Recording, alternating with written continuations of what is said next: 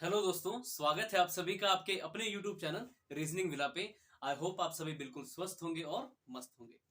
I hope आप सबकी study बहुत ही अच्छे से चल रही होगी और मेरे भाई जो सीजल का एग्जाम देने जा रहे हैं उनका भी एग्जाम बहुत अच्छे से हो रहा होगा। ठीक है, जिनका एग्जाम नहीं भी अच्छा गया कोई बात नहीं, घबराने की जरूरत नहीं है। आपके पास मौके बहुत बार आएंगे, आप प्रिपेयर रहिए, हमेशा लगे रहिए। जो भी मंजिल आपकी होगी वो जरूर मिलेगी। ठीक है, तो चलिए। अच्छा, एक और बात सभी स्टूडेंट्स को मैं बता दूं कि सीएचएसएल का जो आपका एग्जाम 2022 वाला जो नोटिफिकेशन आया है उसमें एक बहुत बड़ा चेंज हुआ है। देखिए, चेंज बहुत बड़ा क्यों हुआ है, क्योंकि देख समझने की कोशिश कीजिए। आपको पता है कि एसएससी सीजल का जो नोटिफिकेशन आया था उसमें ऑलरेडी बोला था कि उन्होंने कि डेस्क्रिप्टिव जो है पेपर नहीं होगा। वैसा ही क्या किया इन्होंने सीएचएसएल एग्जाम में, डेस्क्रिप्टिव का जो पेपर होता था उसको खत्म कर दिया। ठीक है, यानी ऐसे या लेटर आपको लिखना नहीं पड़ेगा। लेकिन उसके साथ ही इन्होंने टायर 2 जैसा आपका एग्जाम सीजल टायर एसएससी सीजल के जो स्टूडेंट्स एग्जाम देते हैं उन्हें पता है उन्हें टायर 1 और टायर 2 देना पड़ता था। वैसा ही मेरे भाई अब सीएचएसएल में भी इन्होंने किया है कि टायर 1 के साथ साथ आपको टायर 2 भी देना होगा। ठीक है, तो ध्यान रखिएगा इस चीज में। ऐसा ही सिलेबस बिल्कुल मिलता जुलता है इनका। इसमें ऐड क्या किया इन्होंने, देखो, टायर 2 की अगर मैं बात करूं तो जो पहले जो 4 सब्जेक्ट है वो तो रहेंगे रहेंगे। इन्होंने एक्स्ट्रा जो है कंप्यूटर को ऐड कर दिया, जिसमें कंप्यूटर जो है आपके 15 क्वेश्चन पूछे जाएंगे 3 नंबर के, और हर एक सेक्शन से 3-3 नंबर के, मतलब हर एक सेक्शन से जो क्वेश्चन होगा वो 3 नंबर का होगा। जैसा सीजल में टायर 2 में इन्होंने चेंज किया था, पर क्वेश्चन आपका 3 नंबर का होगा। ठीक है, तो सीएचएसएल का एग्जाम आपको अगले साल में होने वाला है। उससे पहले मैं कोशिश करूंगा जो मेन क्वेश्चंस होते हैं एडवांस टाइप, जो हमारे स्टूडेंट्स को बहुत दिक्कत करते हैं, सबसे पहले हम उन्हीं को फोकस कर रहे हैं। आज का जो आपका वीडियो होगा सॉरी, अभी भी मुझे थोड़ी सी तकलीफ है, मतलब बीमार हूँ, बट कोई बात नहीं। मेरे भाइयों की स्टडी ना रुके, इसलिए मैं उनको जरूर वो कंटेंट दूंगा। देखिए, आज का जो वीडियो होगा, आज से स्टार्ट होगा आपका कैलेंडर। जो रैंकिंग आपका चैप्टर चल रहा है वो भी चलेगा और ये कैलेंडर का चैप्टर भी चलेगा पैरेलली। ठीक है, एक दिन आपको वो वीडियो मिलेगी रैंकिंग की और एक दिन आपको मिलेगी कैलेंडर की। कैलेंडर का जो आज का वीडियो होगा वो बिल्कुल बेसिक से स्टार्ट करने जा रहा हूं मैं। जो जिन स्टूडेंट्स को इस चैप्टर के बारे में हल्की सी भी नॉलेज नहीं है उनके लिए बिल्कुल चैप्टर फायदेमंद होगा, तो बहुत ही ध्यान से देखिएगा। ठीक है, घबराने की बिल्कुल जरूरत नहीं है। एक और बात, टायर 2 जैसा सीजल सीएचएसएल का आपका टायर 2 भी आएगा। मैं बता रहा था आपसे, 4 सब्जेक्ट तो एज इट इज है ही आपके, रीजनिंग, इंग्लिश, मैथ और आपका जीके। लेकिन 15 जो क्वेश्चन होंगे आपके कंप्यूटर के भी ऐड किए हुए हैं। घबराने की जरूरत नहीं है। अगर आप इस चैनल पर विजिट करते हो, अगर आपको मेरी वीडियो अच्छी लगती है, तो सिर्फ अच्छी लगने से नहीं, अगर आपको कंटेंट एग्जाम ओरिएंटेड मिलता है तभी आप वीडियो को हमारे चैनल को सब्सक्राइब कीजिएगा। क्योंकि यहाँ पर मैंने खुद से अपना वादा किया है कि यहाँ पर जो कंटेंट मैं आपको दूंगा एग्जाम ओरिएंटेड कंटेंट दूंगा। इस बैच को कंप्लीट करने के बाद, सभी चैप्टर्स को कंप्लीट करने के बाद, अगर आप कोई भी एग्जाम देने जाते हो एसएससी का या फिर कोई बैंकिंग एग्जाम देते हो, तो क्वेश्चंस मेरे भाई इससे बाहर नहीं आने वाले हैं। ठीक है, यहाँ पर जो इस चैनल पर जो भी आपको कराया जाता है एग्जाम ओरिएंटेड क्वेश्चंस कराए जाते हैं। मेरे जो बैंकिंग के स्टूडेंट्स जो ऑलरेडी मुझसे पढ़ चुके हैं ऑफलाइन में और ऑनलाइन में भी जो पढ़ रहे हैं, उन्हें कंटेंट की वैल्यू पता लग रही होगी। एक और बात मैं अभी अपने सभी स्टूडेंट्स को बता दूं, ये जो चैनल है आपका रीजनिंग मेरा, यहाँ पर तो आपको बिल्कुल बेसिक से हर एक चैप्टर को कराया जाएगा, बेसिक टू हाई लेवल, जिसमें आपको प्रीवियस ईयर क्वेश्चंस भी देखने को मिलेंगे और वो भी अपडेटेड, क्योंकि यहाँ पर कंटेंट जो है आपका अपडेटेड कराया जाता है। तो घबराने की बिल्कुल जरूरत नहीं है। ठीक है, आपको कंटेंट से कोई कॉम्प्रोमाइज नहीं होगा, कंटेंट आपको अप टू डेट मिलेगा। ठीक है, दूसरी बात, एक और मेरा चैनल जो मैंने हाल ही में स्टार्ट किया, अभी उस पर कोई वीडियो अपलोड नहीं हुई है, बट अब वीडियो अपलोड की जाएंगी उस पर, और उस चैनल का नाम है फाइनल टच। उस चैनल का जो नाम है आपका फाइनल टच है। उस चैनल पर सिर्फ वही स्टूडेंट्स जुड़ेंगे जो इस चैनल पर अपलोड की गई वीडियो को देख चुके हैं, अपने बेसिक्स को मजबूत कर चुके हैं, वही उन स्टूडेंट्स के लिए वो चैनल है। क्योंकि उस चैनल में मैं बेसिक नहीं कराऊंगा, बल्कि आपको प्रीवियस ईयर क्वेश्चंस के साथ साथ अपडेटेड क्वेश्चंस भी कराऊंगा। उसके बाद आप मॉक लगाइए, कुछ भी कीजिए, कोई भी क्वेश्चन आपसे उससे बाहर नहीं जाने वाला। ठीक है, बस मेहनत कीजिए अच्छे से, जो भी आपको करवाया जा रहा है यहाँ से, जो यहाँ इस चैनल से जो बेसिक आप लोग सीखते हो, इसके बाद जो आपका जब बैच कंप्लीट होगा, कंटेंट अच्छे से रिवाइज कीजिएगा, फिर प्रीवियस ईयर क्वेश्चन लगाओ और जितना मर्जी आप मॉक लगाओ, क्वेश्चंस मेरे भाई इससे बाहर नहीं आने वाला। हाँ, डाटा जरूर चेंज होगा बट क्वेश्चंस बाहर नहीं आएंगे। ठीक है, मेरा ये हमेशा कोशिश रहता है कि मैं देखिए, मैं प्री प्लस मेंस दोनों पढ़ाने के लिए जाना चाहता हूँ, चाहे बैंकिंग की बात करूँ चाहे एसएससी सीजीएल की बात करूँ। जैसे टायर 1 तो ऑलरेडी था, इसमें टायर 2 भी ऐड हो गया, घबराने की बिल्कुल जरूरत नहीं है। जो एसएससी सीजीएल का जो टारगेट बैच मैंने यूट्यूब पर चलाया हुआ है, एसएससी सीजीएल का जिनका कॉन्सेप्ट अच्छे से क्लियर है रीजनिंग का, उन्हें भी उस बैच से बहुत हेल्प मिलने वाली है। तो बी केयरफुल, आपके लिए भी वो वीडियो है। ये वीडियो जो है, जो 14 से 15 video SSC CGL target batch की जो अपलोड की गई है, वो सीजीएल टायर 1 टायर 2 के साथ साथ एसएससी सीएचएसएल टायर 1 और टायर 2 के लिए भी फायदेमंद होगी। ठीक है, तो देखना बिल्कुल मत भूलना। ठीक है, तो आज से आप स्टार्ट करने जा रहे हैं हम कैलेंडर। ठीक है, एक वीडियो आपको कैलेंडर की मिलेगी, एक वीडियो आपको रैंकिंग की मिलेगी। ठीक है, पैरेलली दोनों मैं चलाऊंगा, तो बस पढ़ते रहिए ध्यान से। और जिनका सिलेक्शन अभी कुछ सालों से, 1-2 साल हो गए, 3 साल, काफी देर से मेरे भाई तैयारी कर रहे हैं, मेरे जो ब्रदर और सिस्टर्स हैं सभी के सभी, तो घबराने की बिल्कुल जरूरत नहीं है, लगे रहिए बस। ठीक है, अपने लक्ष्य पर हमेशा कायम रखिएगा।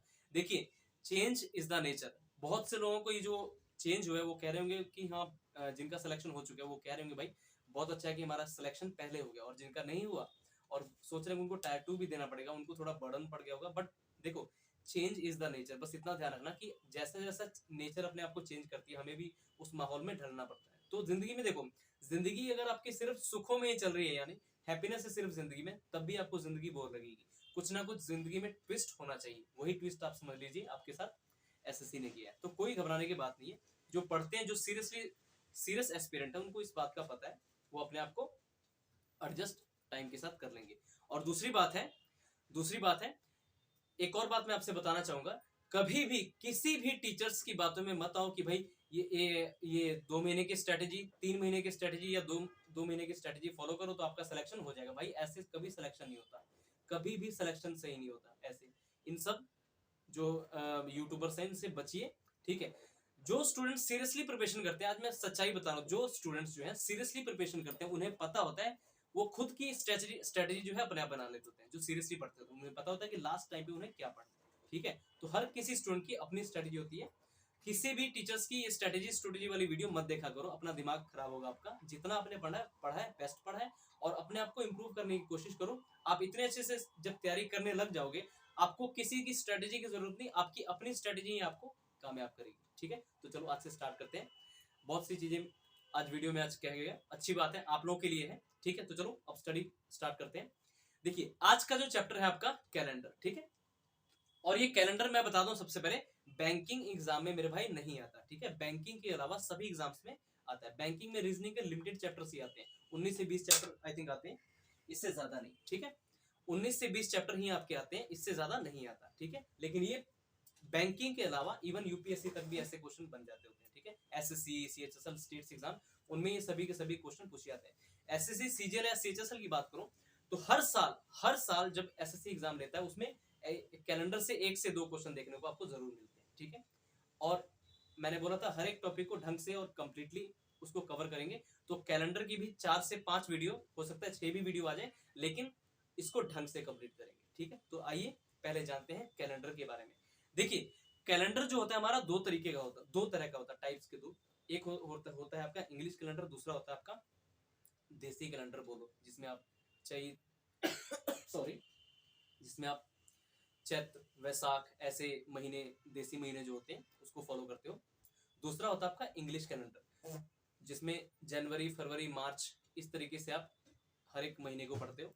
तो देखिए, बेसिकली जो कैलेंडर चैप्टर है हमारा, वो इंग्लिश कैलेंडर को ही मतलब कैलेंडर के क्वेश्चन आपके इंग्लिश कैलेंडर के ही ऊपर पूछे जाते हैं। ठीक है, तो सबसे पहले जान लेते हैं कैलेंडर। देखिए, कैलेंडर जो है आपका दो तरीके का होता है, दो मतलब टाइप्स का होता है। ठीक है, पहला कैलेंडर कौन सा होता है आपका, नॉर्मल ईयर का, नॉर्मल ईयर में, और दूसरा आपका लीप ईयर। नॉर्मल ईयर को हिंदी में बोलते हैं साधारण वर्ष, और लीप ईयर को हिंदी में क्या बोलते हैं, अधिवर्ष। नॉर्मल ईयर की अगर मैं बात करूं तो इसमें जो डेज होते हैं ना, एक साल में, पूरे एक साल में वो डेज होते हैं 365 डेज। नॉर्मल ईयर में कितने डेज होते हैं, 365 डेज। ठीक है, और अगर मैं लीप ईयर की बात करूं तो लीप ईयर में मेरे भाई 366 डेज होते हैं। ठीक है, एक अधिवर्ष में आपके 366 डेज होते हैं। इतनी बात आई सभी को समझ में। ठीक है, अच्छा, कभी आपने सोचा है ये नॉर्मल ईयर में 365 डेज और 366 डेज क्यों होते हैं? मतलब नॉर्मल ईयर में 365 डेज और लीप ईयर में 366 डेज क्यों होते हैं? तो इसका रीजन ये है कि जो आपका नॉर्मल ईयर होता है ना, वो पूरा का पूरा 365 दिनों का नहीं होता। उसमें कुछ घंटे जो होते हैं आपके बच जाते हैं, और वही घंटे 4 साल तक ऐड होते होते एक दिन बन जाता है, और वही इसमें 365 प्लस एक 366 दिन बन जाता है। ठीक है, 24 घंटे मीन्स बन जाएगा एक ऐड होते हुए, और ये 366 दिन आपके लीप ईयर में हो जाते हैं। ठीक है, एक और बात, एक नॉर्मल ईयर की बात करूं तो नॉर्मल ईयर में जो फरवरी होती है, फरवरी जिसको बोलते हो आप इंग्लिश में फरवरी, वो होती है आपकी 28 दिन की। आपकी जो फरवरी होती है नॉर्मल ईयर की, फरवरी जो होती है नॉर्मल ईयर में जो जितनी फरवरी आती है, एक नॉर्मल ईयर जैसे 2022 चल रहा है, ये नॉर्मल ईयर नहीं है, इसमें फरवरी आपकी 28 दिन की होगी। ठीक है, 28 डेज की होती है आपकी फरवरी। ठीक है, यही एक, अगर मैं लीप ईयर की बात करूं यानी अधिवर्ष, इसमें फरवरी आपकी 29 डेज की होती है। ठीक है, अच्छा एक और मैं आपको बात बता दूं, लीप ईयर को हम कैसे पहचाने, लीप ईयर को हम कैसे पहचाने कि ये वर्ष जो है आपका लीप ईयर है? तो ध्यान रखना, जिस वर्ष का, जिस भी साल का, जिस भी वर्ष का आखिरी 2 डिजिट 4 से डिविजिबल है, वो आपका एक लीप ईयर। कहने का मतलब है, अब देखो आपको इतना पता लग गया 365 दिन होते हैं आपके नॉर्मल ईयर में, यानी साधारण वर्ष में कितने दिन होते हैं? 365 दिन, और उसमें फरवरी आपकी 28 दिन की होती है। ठीक है, एक लीप ईयर की बात करूं यानी अधिवर्ष की बात करूं, उसमें 366 दिन होते हैं, जिसमें आपकी फरवरी होती है 29 दिनों की। ठीक है, अब जानते हैं कि लीप ईयर को हम कैसे पहचाने और नॉर्मल ईयर को हम कैसे पहचाने। ठीक है, अगर आप लीप ईयर को पहचाना मतलब सीख गए तो नॉर्मल ईयर भी पहचान लोगे। आज बिल्कुल बेसिक क्लास है, जिन स्टूडेंट्स को बिल्कुल कुछ नहीं पता मतलब इसके बारे में कि क्वेश्चन किस तरीके से पूछे जाते हैं, तो देखिए कैलेंडर में क्वेश्चन आपको 4 से 5 तरीके से पूछे जाते हैं, वो सारे के सारे इसमें कवर होंगे, एक भी वीडियो मेरे भाई मिस मत करना। ठीक है, तो अगर मैं बात करूं लीप वर्ष की, लीप वर्ष को आप कैसे पहचानोगे? तो ध्यान रखो, अगर आपके सामने कोई वर्ष है 1992, 1993, 1994, 1995, ऐसे ही 1996, 1997, 1998, 1998, 1999 और 2000। ठीक है, 2000। ठीक है, अब देखिए मैंने जैसे आपको बोला कि लीप ईयर कैसे पहचाने, तो ध्यान रखना, आप मैथ्स में पढ़ते हो कि जो नंबर, जिस नंबर का लास्ट 2 डिजिट 4 से डिविजिबल है, वो पूरा का पूरा नंबर मेरे भाई 4 से डिविजिबल होता है। तो ध्यान रखिएगा, लीप वर्ष आपके वो वर्ष होते हैं जिनके लास्ट 2 डिजिट यानी लास्ट की 2 संख्याएं, जैसे ये देखिए नंबर है 1992 की, अगर मैं बात करूं इसमें देखिए 1992 के लास्ट 2 डिजिट कौन से हैं? तो 92, 92। क्या 92 4 से डिविजिबल है? तो आपको बेसिक तरीका बताता हूं, जैसे 4 दूनी 8, 9 में से 8 गया 1, ऊपर 17 2, 4 3 12। ठीक है, अभी देखिए कुछ नहीं बचा, यानी ये 92 जो है, 92 जो है 4 से कंप्लीटली डिविजिबल है। तो जिस भी संख्या के लास्ट 2 डिजिट 4 से कंप्लीटली डिविजिबल होते हैं, वो ईयर कौन सा होता है? हमारा लीप ईयर होता है। ठीक है, तो आप कहोगे सर 1993 तो जो है 4 से डिविजिबल नहीं है, इसलिए हमारा ये लीप ईयर नहीं है। 1992 तो है। 1994 का देखो लास्ट 2 डिजिट अगर देखोगे 4 से डिविजिबल, तो देखो ये वाला जो है 9 4, इस तरीके से मैं करके दिखाता हूँ, 4 दूनी 8, 9 में से 8 का 1, ऊपर 17 4, 4 3 12, ये डिविजिबल नहीं है, 2 बैलेंस छोड़ रहा है। जो बैलेंस छोड़े यानी रिमाइंडर जो छोड़े वो तो 4 से डिविजिबल होगा नहीं। Completely divisible means completely divide होना चाहिए। तो 1994 जो है आपका एक लीप वर्ष नहीं है। ऐसे ही देखो 95 जो है किसी संख्या से मतलब 4 से पूरी तरीके से डिविजिबल होता नहीं, कुछ ना कुछ बैलेंस छोड़ेगा, इसलिए ये भी लीप वर्ष नहीं है। क्या 1996 लीप ईयर है? तो देखोगे अगर 96 देखो 4 के पहाड़े में आता है, 24 चौके 96 बोलो या 12 8 96, मतलब 12 में भी 4 देखो आ रहा है। ठीक है, 24 चौके 96, इस तरीके से भी कर लो, कोई दिक्कत नहीं।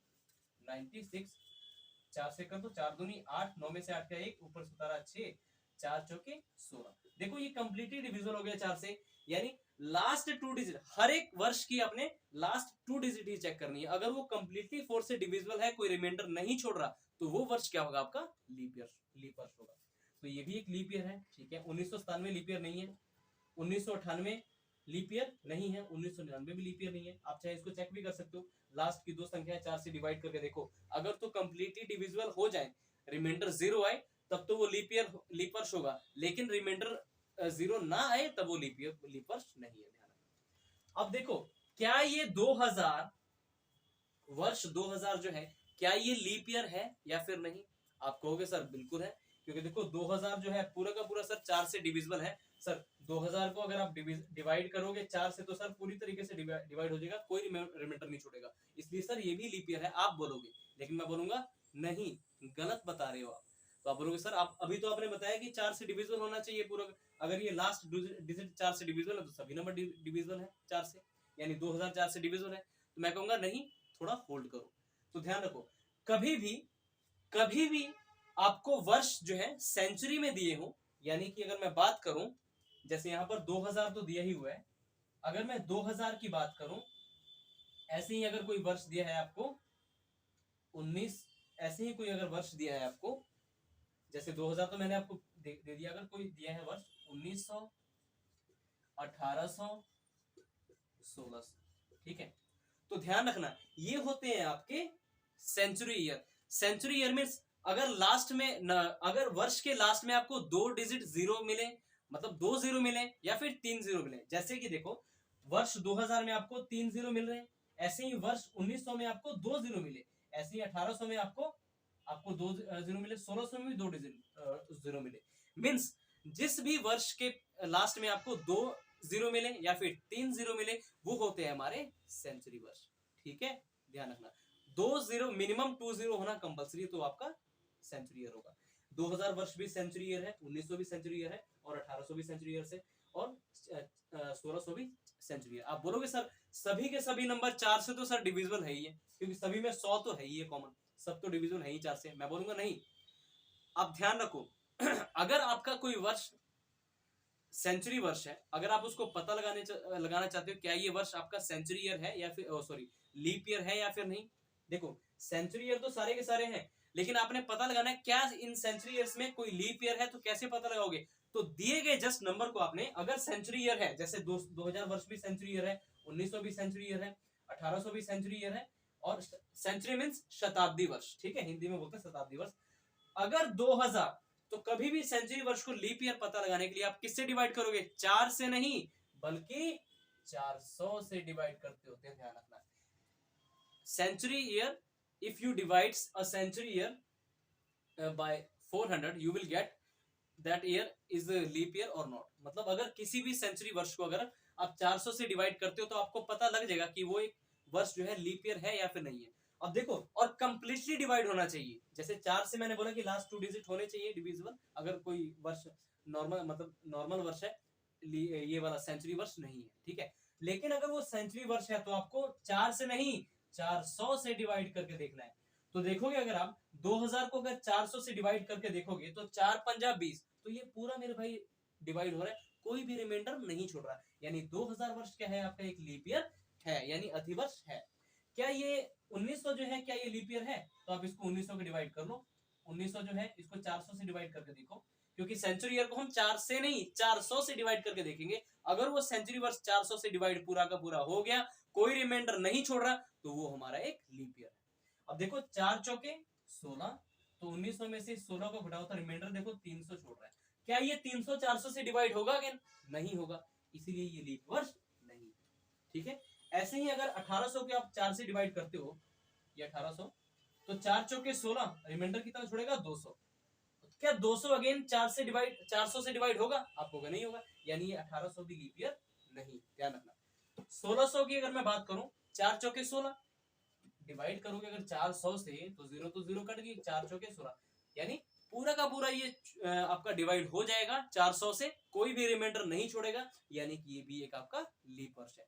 तो आज आप समझे कि जो स्टूडेंट्स इस सब में गलतियां करते थे, जो 2000 जैसे 1900 या 1800 को भी वो 100 को भी वो लीप ईयर मान लेते थे, लेकिन वो लीप ईयर नहीं है। ध्यान रखो, सिंपल सी बात है, अगर आपके क्वेश्चन में दिया गया जो वर्ष है वो सेंचुरी वर्ष है, और आप पता लगाना चाहते हो कि लीप ईयर है या फिर नहीं है, तो लास्ट के जैसे सेंचुरी ईयर आपको दिया गया, आप उसको जस्ट 400 से डिवाइड करके देखो। सेंचुरी ईयर को मेरे भाई लीप ईयर पता लगाने के लिए हमेशा कि वो वर्ष लीप ईयर है कि नहीं, आप 400 से डिवाइड करके देखोगे। अगर इस तरीके से 1997, 1998, 2014, 2015 इस तरीके से दिए गए हैं, मतलब लास्ट में आपको डबल डिजिट नहीं मिल रही है, तो वो आपका सेंचुरी ईयर नहीं है। और सेंचुरी ईयर नहीं है तो आप उसमें लीप ईयर पता लगाने के लिए जस्ट उसके लास्ट के 2 डिजिट हैं वो 4 से डिवाइड करके देखो, आपको लीप ईयर मिल जाएगा। लेकिन अगर वो ईयर एक सेंचुरी ईयर है तो सेंचुरी ईयर के लिए कंडीशन क्या है कि या तो मिनिमम 2 डिजिट जीरो होनी चाहिए या फिर 3 डिजिट आप उसकी जीरो होनी चाहिए। अगर उस वर्ष में 3 डिजिट जो है जीरो है या फिर 2 डिजिट जीरो है तो ये आपका सेंचुरी ईयर है। उसका लीप ईयर कैसे पता करोगे, 400 से डिवाइड करके, ठीक है। A century, if you want to know the particular year is leap year or not, you will divide always that by 400, okay, then you will get that year is leap year or not, understand। चलो चलते हैं आगे।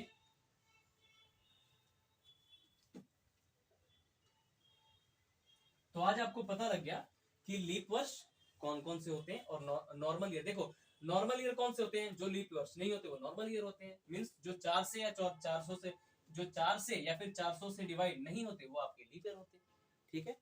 अब आते हैं, अब कुछ student के मन में होता है कि सर एक बात बताओ, क्या लीप ईयर 4 कि मतलब कुछ स्टूडेंट, मैं आपसे पूछूंगा कि मुझे बताओ कि लीप ईयर कितने वर्षों बाद आते हैं। तो बहुत सारे स्टूडेंट ना उछल कूद के ऑफलाइन क्लासेस में भी बताते हैं सर मैं बताऊं, तो मैं उससे पूछता हूं कि हाँ बताओ, तो बोलते हैं सर लीप ईयर हमेशा 4 साल बाद आता है। लेकिन मैं मेरे भाई मैं कहता हूं भाई आप लोग भी सही हो, लेकिन एक कंसेप्ट भी हमेशा ध्यान रखना कि जरूरी नहीं कि लीप ईयर हमेशा आपका 4 साल बाद भी आता है। 4 साल के अलावा वो अदर सालों में भी आता है, ध्यान रखना। वैसे तो देखो 2000 के बाद अगर मैं बात करूं, 2000 वर्ष एक लीप ईयर है, 2000 के बाद 2004 भी लीप ईयर है, 8 भी लीप ईयर है, और आपका 12 भी लीप ईयर है, 16 भी लीप ईयर, 2012, ठीक है, 2012 2016। लेकिन कुछ ईयर्स ऐसे होते हैं जिसमें आपको लीप ईयर 4 वर्षों बाद मिलता ही नहीं है, 4 की जगह कई बार आपको 8 वर्ष बाद मिलता है। वो कौन से हैं आज आप जानोगे, ठीक है। इतना तो सभी को पता लग गया कि लीप ईयर होता कौन सा। ये देखो ये जो क्लास है बिल्कुल बेसिक से स्टार्ट हो, क्योंकि बेसिक्स आपके कंसेप्ट स्ट्रांग होंगे तभी आप, जब मैं क्वेश्चन करवाऊंगा तब उन चीजों को समझ पाओगे, ठीक है। अच्छा चलो अब देखते हैं, एक मिनट। देखो जैसे मैं आपको बताऊं, जैसे मैं यहां पे लिखूं 1800, जिन लोगों के मन में गलत फहमी है कि भाई 4 साल बाद ही आता है और 4 साल बाद के अलावा तो आ ही नहीं सकता लीप ईयर, कि सर लीप ईयर तो हमें पता है कि 4 साल बाद ही आता है, तो मैं कहूंगा आओ मेरे साथ देखते हैं इसको। अभी देखो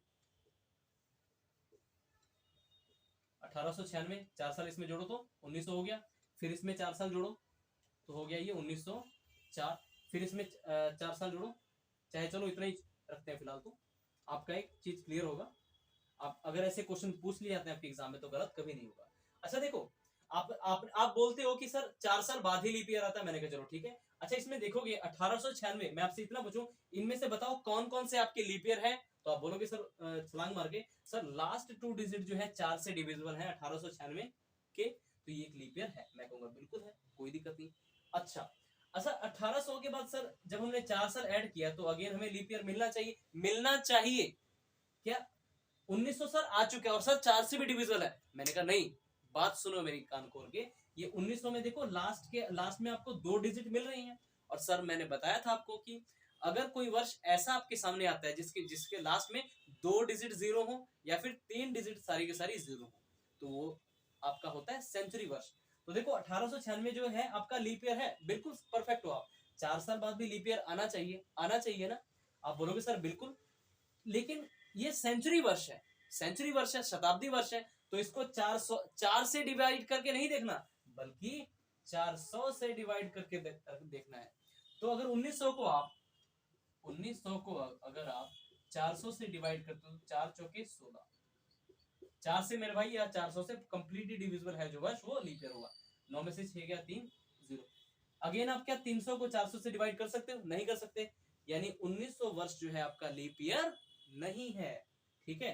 तो आज आपको चीजें क्लियर हुई कि जरूरी नहीं कि हमेशा, ऑलमोस्ट देखो ज्यादातर लीप ईयर जो होते हैं आपके 4 साल बाद ही रिपीट होते हैं, लेकिन कुछ पर्टिकुलर ईयर्स का गैप ऐसा होता है जिसमें 4 साल आप जो लीप ईयर है आपका 4 साल बाद आता ही नहीं है। तो देखो 1896 में जब आपने 4 जोड़ा, 4 वर्ष यानी जोड़ा, 4 ईयर जोड़ा, तो आपको लीप ईयर अगेन मिलना चाहिए, लेकिन मिला नहीं, क्योंकि लीप ईयर है ही नहीं, क्योंकि 400 से डिविजिबल है ही नहीं। अच्छा आगे चलते हैं।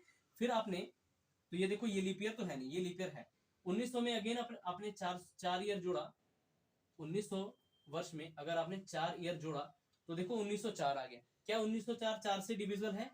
आप बोलोगे सर बिल्कुल है, क्योंकि लास्ट के 2 डिजिट 4 से डिविजिबल है, तो ये 4 से कंप्लीटली ये नंबर पूरा का पूरा 4 से डिविजिबल है, यानी ये भी आपका एक लीप ईयर है। ठीक है, चलो एक और मैं आपको एग्जांपल लेके बता देता हूँ। ये तो 1896 पे ले लिया, और भी बताता हूँ मैं आपको। अगर ये होता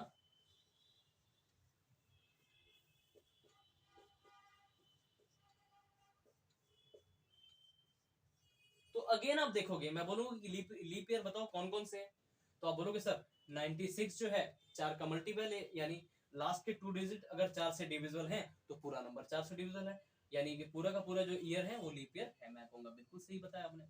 लेकिन 1800 क्या लीप ईयर है? आप बोलोगे सर बिल्कुल नहीं, क्योंकि सर आपने बताया था कि लास्ट में अगर किसी वर्ष के 2 डिजिट मिले या फिर 3 डिजिट मिले तो वो आपका सेंचुरी वर्ष होता है, और उसका लीप ईयर पता लगाने के लिए हम 4 से नहीं 400 से डिवाइड करके देखते हैं। तो अगर मैंने बोला कि चलो बताओ फिर 400 से डिविजन है कि नहीं, तो आपने बोला सर 400 से अगर इसको डिवाइड करें तो 4 चौके 16, 1600 तो इसमें से कट जाएगा, बचेगा क्या 200। क्या 200 400 से अगेन डिवाइड होगा? आप बोलोगे नहीं, यानी ये लीप वर्ष आपका नहीं है। फिर आपने इसमें ऐड किया 4 वर्ष, तो 1804 आ गया। 1804 का देखो लास्ट 2 डिजिट 4 से डिविजन है, यानी एक लीप ईयर है। आज आपका एक कंसेप्ट क्लियर हुआ कि जरूरी नहीं कि लीप ईयर हमेशा 4 वर्ष बाद भी होते हैं। तो देखो 1796 के बाद मैं बोलूं लीप ईयर अगेन आपको कब मिलेगा, तो 4 ईयर यहाँ पर ऐड किए और 4 ईयर यहाँ पे ऐड किए, यानी इसमें लीप ईयर आपको कितने 8 वर्षों के बाद मिला। कंसेप्ट हुआ क्लियर आपका? तो ध्यान रखना, ऐसे क्वेश्चन भी आपके एग्जाम में पूछे जा सकते हैं कि बताओ 1796 से लेके, ऐसे पूछेगा क्वेश्चन, कुछ एग्जामिनर अगर क्वेश्चन पूछना चाहे तो इस तरीके से पूछेगा, 1796 से लेके 1804 तक कुल कितने लीप ईयर होंगे। ठीक है, ध्यान रखिएगा, इस तरीके से भी क्वेश्चन पूछ सकता है, या फिर ऑप्शन दे देगा कि पहचानो इसमें से कितने लीप ईयर्स हैं, तो उसके लिए प्रिपेयर रहना। ठीक है, बिल्कुल सिंपल है। अगर अगर एक सेंचुरी वर्ष है उसमें आपको लीप ईयर पता लगाना, तो सेंचुरी वर्ष को हमेशा 400 से डिवाइड करके देखोगे और तब आपको पता लग जाएगा। अगर वो कोई बैलेंस छोड़ता है यानी वो लीप ईयर नहीं है, अगर कंप्लीटली डिविजन है 400 से तो वो आपका लीप ईयर है। ठीक है, तो ध्यान रखिएगा। अब चलते हैं हम आगे। अच्छा, जब कैलेंडर की शुरुआत हुई थी, जब कैलेंडर की शुरुआत हुई थी, जब कैलेंडर की शुरुआत मैं बोलूं आपसे हुई थी, तब अगर मैं आपसे पूछूं कि पहले 5 वर्षों में, पहले 5 वर्षों में अगर मैं आपसे पूछूं कि पहले 5, जब कैलेंडर की शुरुआत हुई थी तो पहले 5 वर्षों में कितने लीप ईयर आए होंगे, तो ध्यान रखना। कभी भी आपसे क्वेश्चन पूछता है कि पहले find leap year in first leap year in first leap year in first 5 years, तो आपका क्या आंसर होगा? Leap year in first 5 years का मतलब क्या है, यानी पहले 5 वर्ष, यानी पहला वर्ष, दूसरा वर्ष, तीसरा वर्ष, चौथा वर्ष और 5वां वर्ष। चौथा वर्ष देखो आया, इसका मतलब क्या है, इस 5 इन फर्स्ट 5 इयर्स का मतलब क्या है? इसका मतलब है first, second, third and fourth and fifth year. ठीक है, तो देखो पहले 5 सालों की अगर मैं बात करूं, leap year, find leap year in first 5 years, पहले 5 वर्षों में कितने लीप ईयर आए, तो देखो चौथा वर्ष भी तो आया ना। पहले 5 वर्षों का मतलब पहला वर्ष, दूसरा वर्ष, तीसरा वर्ष, चौथा वर्ष और 5वां वर्ष। चौथा यानी 4 से डिविजल, 4 से डिविजल है तो कंप्लीट डिविजल है, तो आपको पहले 5 वर्षों में कितने मिले? आप बोलोगे सर एक लीप ईयर मिला, पहले 5 वर्षों में आपको एक लीप ईयर मिला। ठीक है, अगर मैं बात करूं, अगर मैं बात करूं पहले 5 वर्षों की, तो मैं बात कर लिया कि हाँ पहले 5 वर्षों में आप समझ चुके हो आई होप कि पहले 5, अगर पहले 5 वर्षों में लीप ईयर एक है तो मैं बोलूं find leap year in first 10 year. आप इसका भी आंसर दे दोगे। पहले 10 सालों का मतलब क्या हुआ? पहला वर्ष, दूसरा वर्ष, तीसरा वर्ष, चौथा वर्ष, पांचवा वर्ष, छठवां वर्ष, सातवां, आठवां, नौवां और 10वां। आप देखोगे इसमें 4 से कौन कौन से नंबर डिविजन है? चौथा वर्ष जो है 4 से डिविजन है और 8वां वर्ष, इनके अलावा कोई भी नंबर 4 से डिविजन नहीं है। तो इस क्वेश्चन का परफेक्ट आंसर आपको क्या होता? 2।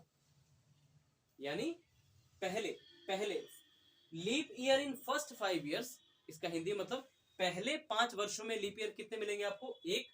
पहले 10 वर्षों में लीप ईयर कितने मिलेंगे? 2। ध्यान रखना, ठीक है। आगे चलते हैं।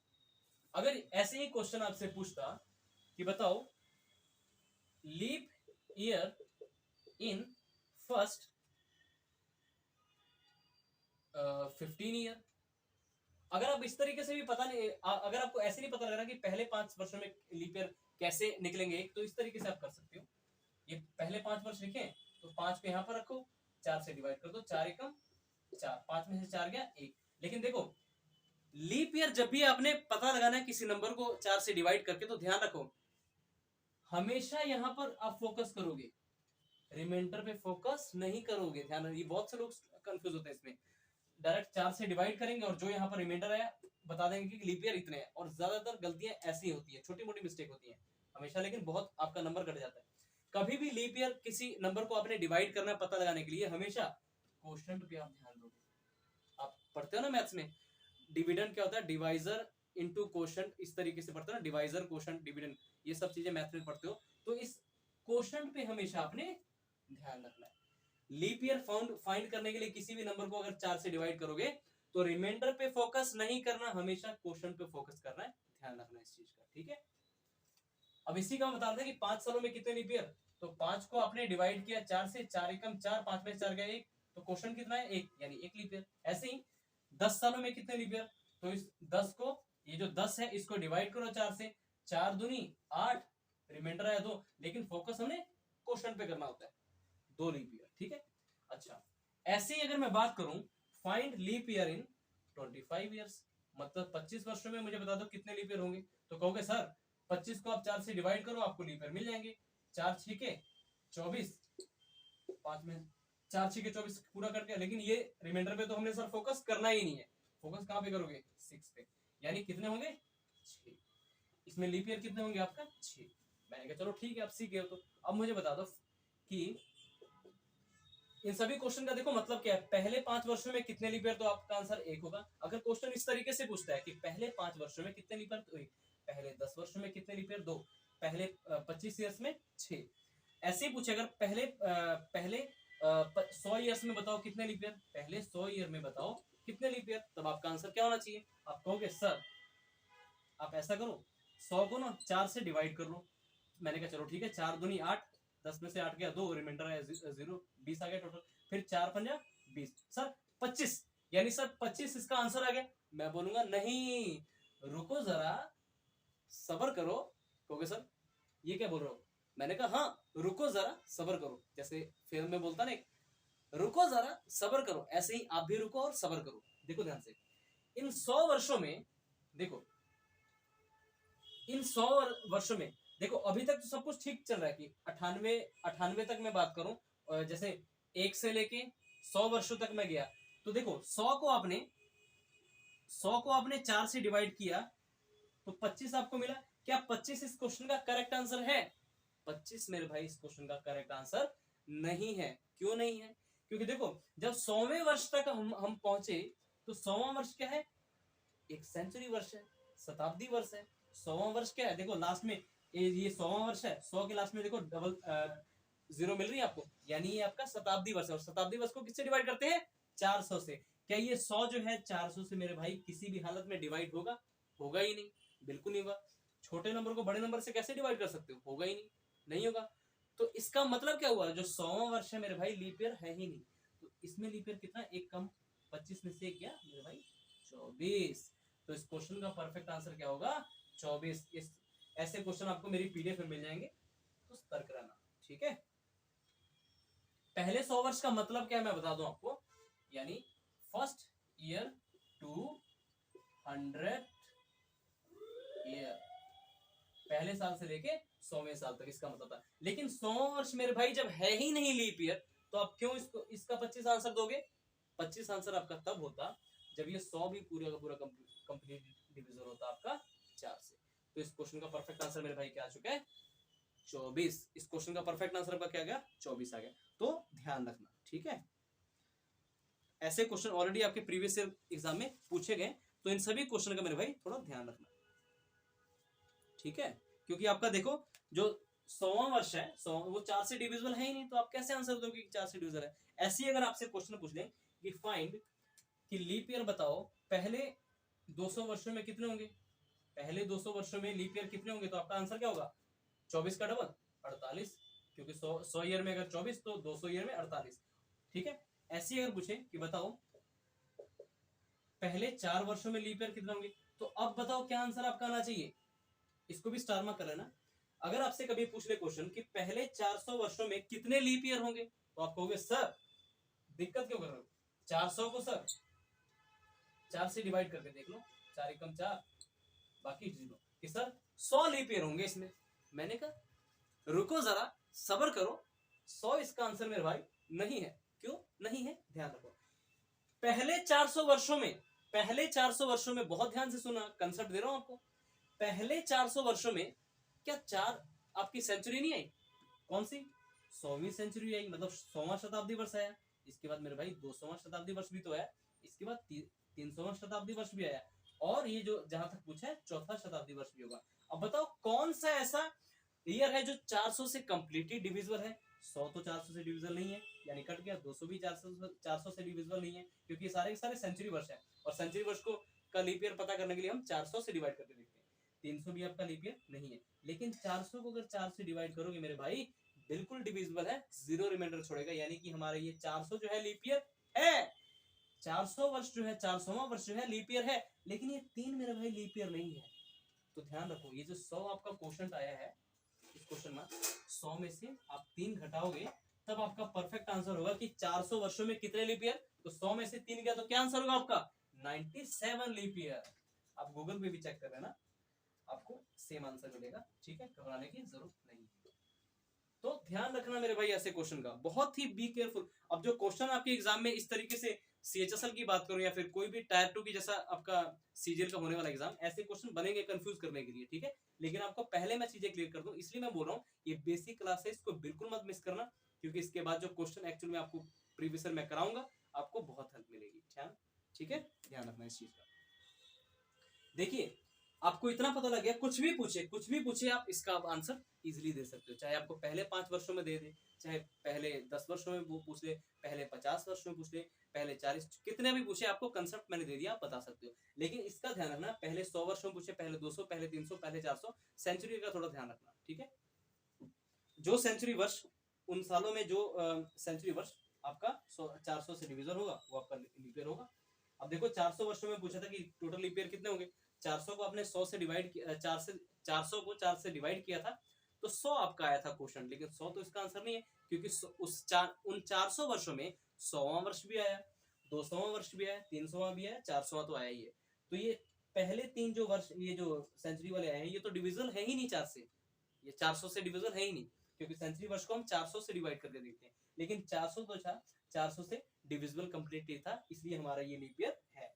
तो कितने लीप ईयर नहीं है, जितने लीप ईयर नहीं है उनको आपने घटाया तो आपको आंसर मिल चुका है, ठीक है, ध्यान रखना।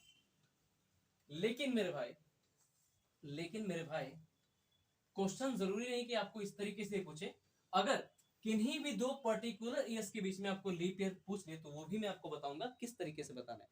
जैसे आपसे देखो क्वेश्चन ना पूछने का तरीका बदल जाता है।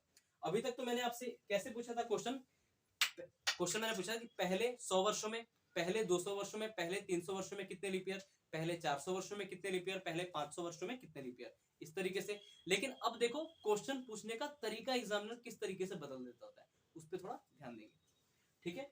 अगर आपको कभी भी क्वेश्चन ऐसे पूछे कि फाइंड, क्वेश्चन देखो मैं थोड़ा सा चेंज कर रहा हूं, ये ऑलरेडी क्वेश्चन देखो आपके एग्जाम में ऑलरेडी पूछा गया, यहाँ पर मैंने टिक भी मार्क किया हुआ है कि पहली, हिंदी थोड़ी सी आप ठीक करो, पहली, अगेन मैं प्रॉपर डाटा, पहली सेंचुरी में कितने लीप ईयर थे, पहली सेंचुरी। अब इसका देखो यहाँ पर मैं इंग्लिश में लिखूंगा, हिंदी में आपको बताऊंगा, ठीक है।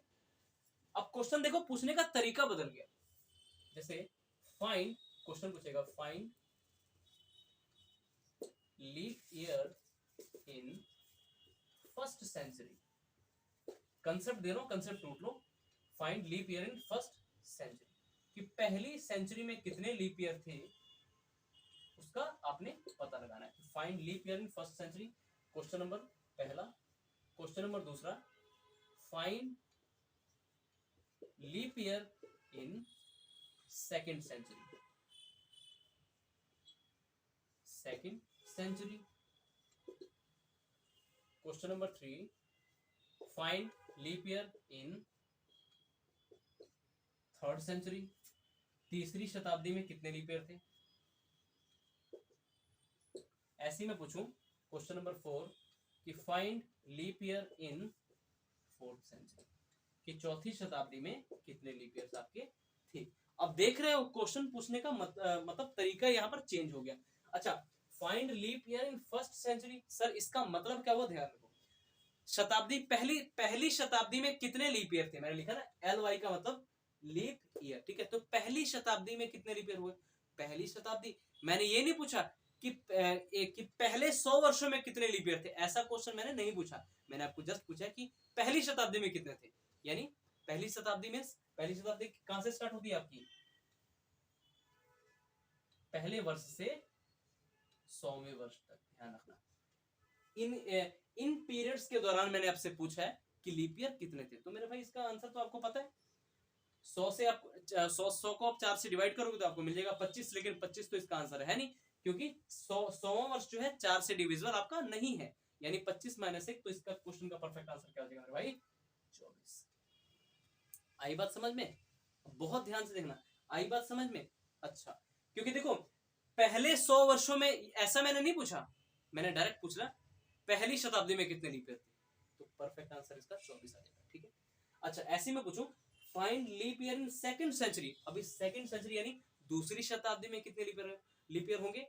तो दूसरी शताब्दी, अब दूसरी शताब्दी कहां से स्टार्ट होगी, पहली शताब्दी आपकी 1 से लेके 100 तक थी, तो दूसरी शताब्दी कहां से स्टार्ट होगी, 101 से लेके 200वें वर्ष तक मेरे भाई, ठीक है। क्वेश्चन देखो पूछने का तरीका एग्जामिनर का बदल जाएगा, और क्वेश्चन देखो यहाँ पर भी बदल चुके हैं। मैं पहले 200 वर्ष में नहीं पूछा, 200 वर्ष में, 200वें वर्ष में, पहले इसका मतलब क्या था 100वें वर्ष में कितने लीप ईयर थे, और इसका मतलब क्या है 200वें वर्ष में कितने लीप ईयर थे। तो बस कुछ नहीं करना, अगेन इसका आंसर मेरे भाई 24 ही होगा, इसका आंसर क्या 24 ही होगा, ध्यान रखो। क्योंकि 200वां वर्ष जो है, क्योंकि देखो यहां से लेके यहां तक देखोगे है तो ये भी 100 वर्ष यानी 25, लेकिन 200वां वर्ष इसका जो है लीप ईयर नहीं है, क्योंकि 400 से डिवीजन नहीं है, इसलिए -1 तो 24 आ जाएगा, ठीक है।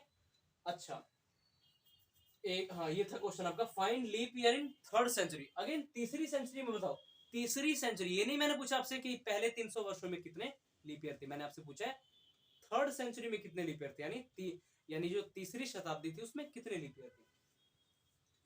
300वीं शताब्दी जो भी है, 300वीं शताब्दी में, 200वीं शताब्दी में कितने थे, इस तरीके से क्वेश्चन आपसे पूछा था कि पहली शताब्दी की पहले, ऐसा मैंने क्वेश्चन आपसे नहीं पूछा कि पहले 100 वर्षों में, नहीं पूछा, मैंने बोला 100वें वर्ष में कितने लीप ईयर थे, 200वें वर्ष में कितने लीप ईयर थे, यानी what find leap year in second century. अब ये थर्ड वाली, find leap year in third century. अब थर्ड सेंचुरी का मतलब क्या है, 201 वर्ष से लेके 300 वर्ष तक। अगेन इसका मेरे भाई क्या आंसर होगा, 201 से 300 वर्ष, इसका भी मेरे भाई 24 ही आंसर होगा। तो थोड़ा सा इस चीज को ध्यान रखना, ठीक है, इसका भी थोड़ा ध्यान रखा जाए। तीसरी सेंचुरी में कितने लीप ईयर, तो तीसरी सेंचुरी में मेरे भाई 24 ही आंसर होगा, इसका ध्यान रखना। बहुत ही इंपॉर्टेंट चीजें करा रहा हूं आपको, जो आपके एग्जाम में आ सकती है, ठीक है। आपको कैलेंडर का हर एक चीज कराया जाएगा, तो बस वीडियो को ध्यान से देखना। अच्छा, अब मैं आ गया, इसको स्टार में कर लेना, 400वें वर्ष में कितने लीप ईयर थे, 400वें वर्ष में, यानी find leap year in fourth century. आप कहोगे सर फोर्थ सेंचुरी यानी, इसका मतलब है 301 से लेके 400वें वर्ष तक, ये आपका फोर्थ सेंचुरी हो गया। अच्छा, 400वें वर्ष में कुछ गौर किया, इसमें भी जो टोटल पीरियड्स हैं वो तो 100 ईयर्स की है ना, टोटल इसमें जो साल है 100 वर्ष के, और सब 100 का तो आपको आपने बताया था कि 25 आंसर होगा। मैंने कहा ठीक है 25 आंसर, लेकिन सर आपने बताया था ये भी कि अगर वो 400 से डिविजिबल है तभी 25 आंसर होगा, अदरवाइज 25 आंसर नहीं होगा। अच्छा 301 से 400 गए तो 100 तो आपको मिल ही रहा है, क्या ये 400वां वर्ष जो है लीप ईयर है? आप बोलोगे सर बिल्कुल है, यानी इसका आंसर मेरे भाई 24 प्लस 1 25 ही होगा। ध्यान रखना, क्योंकि 4th सेंचुरी में जो 400 जो ईयर होगा 4th सेंचुरी में, जो कि 301 से लेके 400 वर्षों का पीरियड है, उसमें जो ये 400 ईयर होगा ना, ये आपका 400 से डिविजिबल है, इसलिए इसका आंसर 24 प्लस 1 25 होगा। तो आज आपको एक चीज क्लियर हुई होगी, ठीक है। अगर क्वेश्चन आपको इस तरीके से पूछ ले कि पहले 100 वर्षों में कितने लीप ईयर, तो आपका क्या आंसर होगा 24। पहले 200 वर्षों में कितना लीप ईयर, पहले 200 वर्षों में, यानी 200 वर्षों में 100वां वर्ष भी आ गया 200वां वर्ष भी आ गया, तब क्या आंसर होगा आपका 48। लेकिन अगर आपको इस तरीके से पूछे कि पहली सेंचुरी में कितने लीप ईयर थे, पहली शताब्दी में कितने लीप ईयर थे, तब क्वेश्चन पूछने का तरीका बदल जाता है, तो आप इस तरीके से आंसर दोगे, ठीक है। और उनका पीरियड मैंने लिख दिया, इस तरीके से होता है, क्वेश्चन पूछने का तरीका बदल जाता है, ठीक है। इसके नोट्स मैं आपको hand written notes again upload कर दूंगा टेलीग्राम पे, ऑलरेडी वैसे है, फिर से अपलोड कर दूंगा, ठीक है। दिक्कत की बात नहीं है, बस 1 मिनट का वेट कीजिए, थोड़ा सा पानी पी लूं फिर आपसे बात करता हूँ।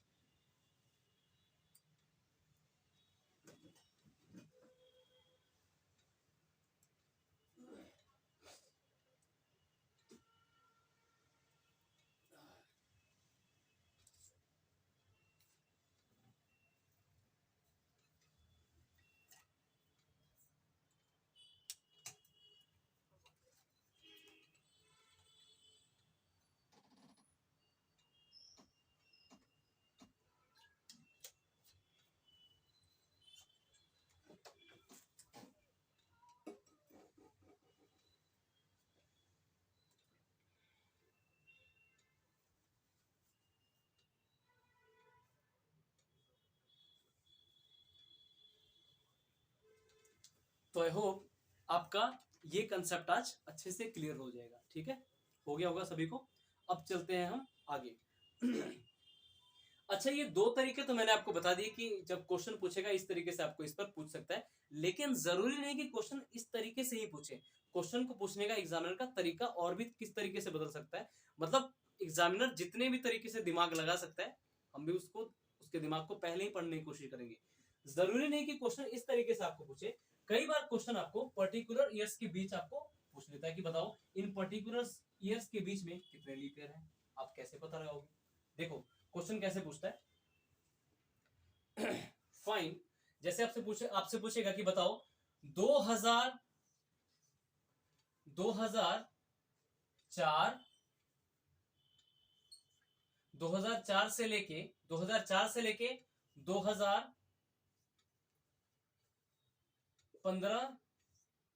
तक कितने लीप ईयर है। अगर पहला क्वेश्चन आपसे ये पूछ ले कि 2004 से लेके 2015 तक लीप ईयर बताओ कितने होंगे, तब आपका आंसर क्या होगा।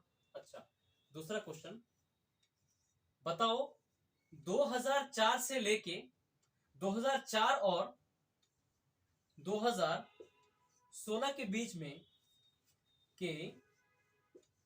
बीच कितने लीप ईयर है। आपको हर एक चीज बता रहा हूं, छोटे छोटे शब्द को जरा ध्यान रखा करो। इसमें क्वेश्चन मैंने क्या पूछा, 2004 से लेके 2015 तक कितने लीप ईयर है। तो देखो 2004 से लेके 2015 तक अगर आपने देखा तो ये जो 2004 है, 2004 जो है वो लीप ईयर तो है ही है। उसके बाद देखो 2008 भी आपका एक लीप ईयर है, 2012 भी लीप ईयर है, बस ना ही 13 लीप ईयर है 2013, ना ही 2014 और ना ही 2015। तो बताओ 2004 से 2015 तक कुल कितने लीप ईयर है। तो आपका आंसर क्या हो जाएगा 3। आपका आंसर क्या हो जाएगा 3। 3 ही कौन से, एक ये वाला, एक ये वाला और ये वाला। तो कभी कभी क्वेश्चन किन्हीं 2 पर्टिकुलर ईयर्स के बीच में देके आपको पूछ लेता है कि बताओ इन पर्टिकुलर ईयर्स के बीच में कितने लीप ईयर है, ठीक है। बीच में और तक इन शब्द का बहुत ध्यान रखना, ठीक है। मींस फ्रॉम 2004, इसको अगर इंग्लिश में ट्रांसलेट करूं मैं, find leap year from 2004 to 2015, तब आपका आंसर क्या होगा 3। लेकिन अगर पूछे find leap year between 2004 to 2016, मतलब 2004 और 2016 के बीच, वर्ड क्या है, बीच, बीचों बीच कितने लीप ईयर है। तो इस बार 2004 को आप काउंट नहीं करोगे क्योंकि 2004 और 2016 के बीचों बीच पूछा है। अच्छा 2004 सर हम काउंट नहीं करेंगे, लेकिन 2004 और 2016 के बीच में कौन कौन से लीप ईयर है, तो 2004 के बाद आता है आपका 2008, ठीक है, 2012, बस। तो आपका आंसर क्या होगा, इस क्वेश्चन का आंसर क्या हो जाएगा मेरे भाई, 2, ठीक है। पहला 2008 और दूसरा 2012। 2016 तो लीप ईयर काउंट होगा ही नहीं क्योंकि बीच में पूछा है, क्वेश्चन का पूछने का तरीका बदल गया, ठीक है। बस इन तरीकों को ध्यान रखा करो। क्वेश्चन देखो, क्वेश्चन का आंसर ना एक ही वर्ड के कारण वेरी कर जाता है। जैसे रैंकिंग में मैंने बताया था ओनली के कारण कितना बड़ा चेंज आ गया था, ठीक है ना, वो क्वेश्चन याद होगा आई थिंक सबको। तो क्वेश्चन इस तरीके से आपको पूछ ली जाती है। तो यहां तक थी बात आपकी लीप ईयर्स को कैसे हम पहचानते हैं और उन पर क्वेश्चन आपके किस तरीके से पूछे जाते हैं, ठीक है। अच्छा अब हम लोग बात करते हैं, अगर आपसे एक क्वेश्चन ये मैं पूछ लूं आपसे, और ये क्वेश्चन ऑलरेडी पूछा गया है, अगर मैं आपसे पूछूं कि 400 वर्षों में 29 तारीख कितनी बार आएगी। मैंने आपसे एक क्वेश्चन पूछा, ये क्वेश्चन आपको पीडीएफ मिल भी जाएगा। Find total leap year in first, sorry question मेरा ये था,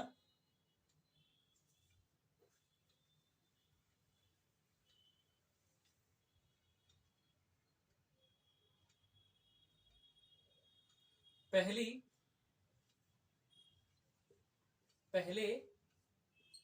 400 वर्षों में 29 तारीख, पहले 400 वर्षों में 29 तारीख कितनी बार आएगी, कितनी बार आएगी। इंग्लिश में अगर मैं इसको बोलूं तो find how many times 29th date will come in 400 years, ठीक है। इंग्लिश में बताता हूं, find how many times 29th date will come in first 400 years। और अगला मैं अगर आपसे क्वेश्चन पूछूं, क्वेश्चन नंबर 1 है, अगला मैं आपसे क्वेश्चन पूछूं कि बताओ find total number of 29th Feb in first 400 years। अगर क्वेश्चन आपका ये होता, हिंदी में इसको ट्रांसलेट करूं तो बताओ पहले 400 वर्षों में कितनी बार 29 फरवरी आएगी, पहले 400 वर्षों में 29 फरवरी कितनी बार आएगी। तो देखो ये क्वेश्चन जो है, ये क्वेश्चन नंबर 1 है आपका, क्वेश्चन नंबर 2 है, इसको भी स्टार मार्क कर लो और इसको भी स्टार मार्क कर लो, ये बहुत इंपॉर्टेंट क्वेश्चन है। एग्जामिनर आपको क्वेश्चन, अच्छा इस क्वेश्चन का आंसर क्या आपके हिसाब से 97 होगा या फिर 4497 होगा, ये मुझे बता दो। आप अपना दिमाग 2 मिनट लगाओ फिर मुझे बताओ, ठीक है। आप लोग भी बताओ, ट्राई करो, इनमें से कौन सा ऑप्शन आपका सही है। 29 तारीख देखो हर महीने में आती है, ठीक है, कितनी बार आएगी ये बताओ।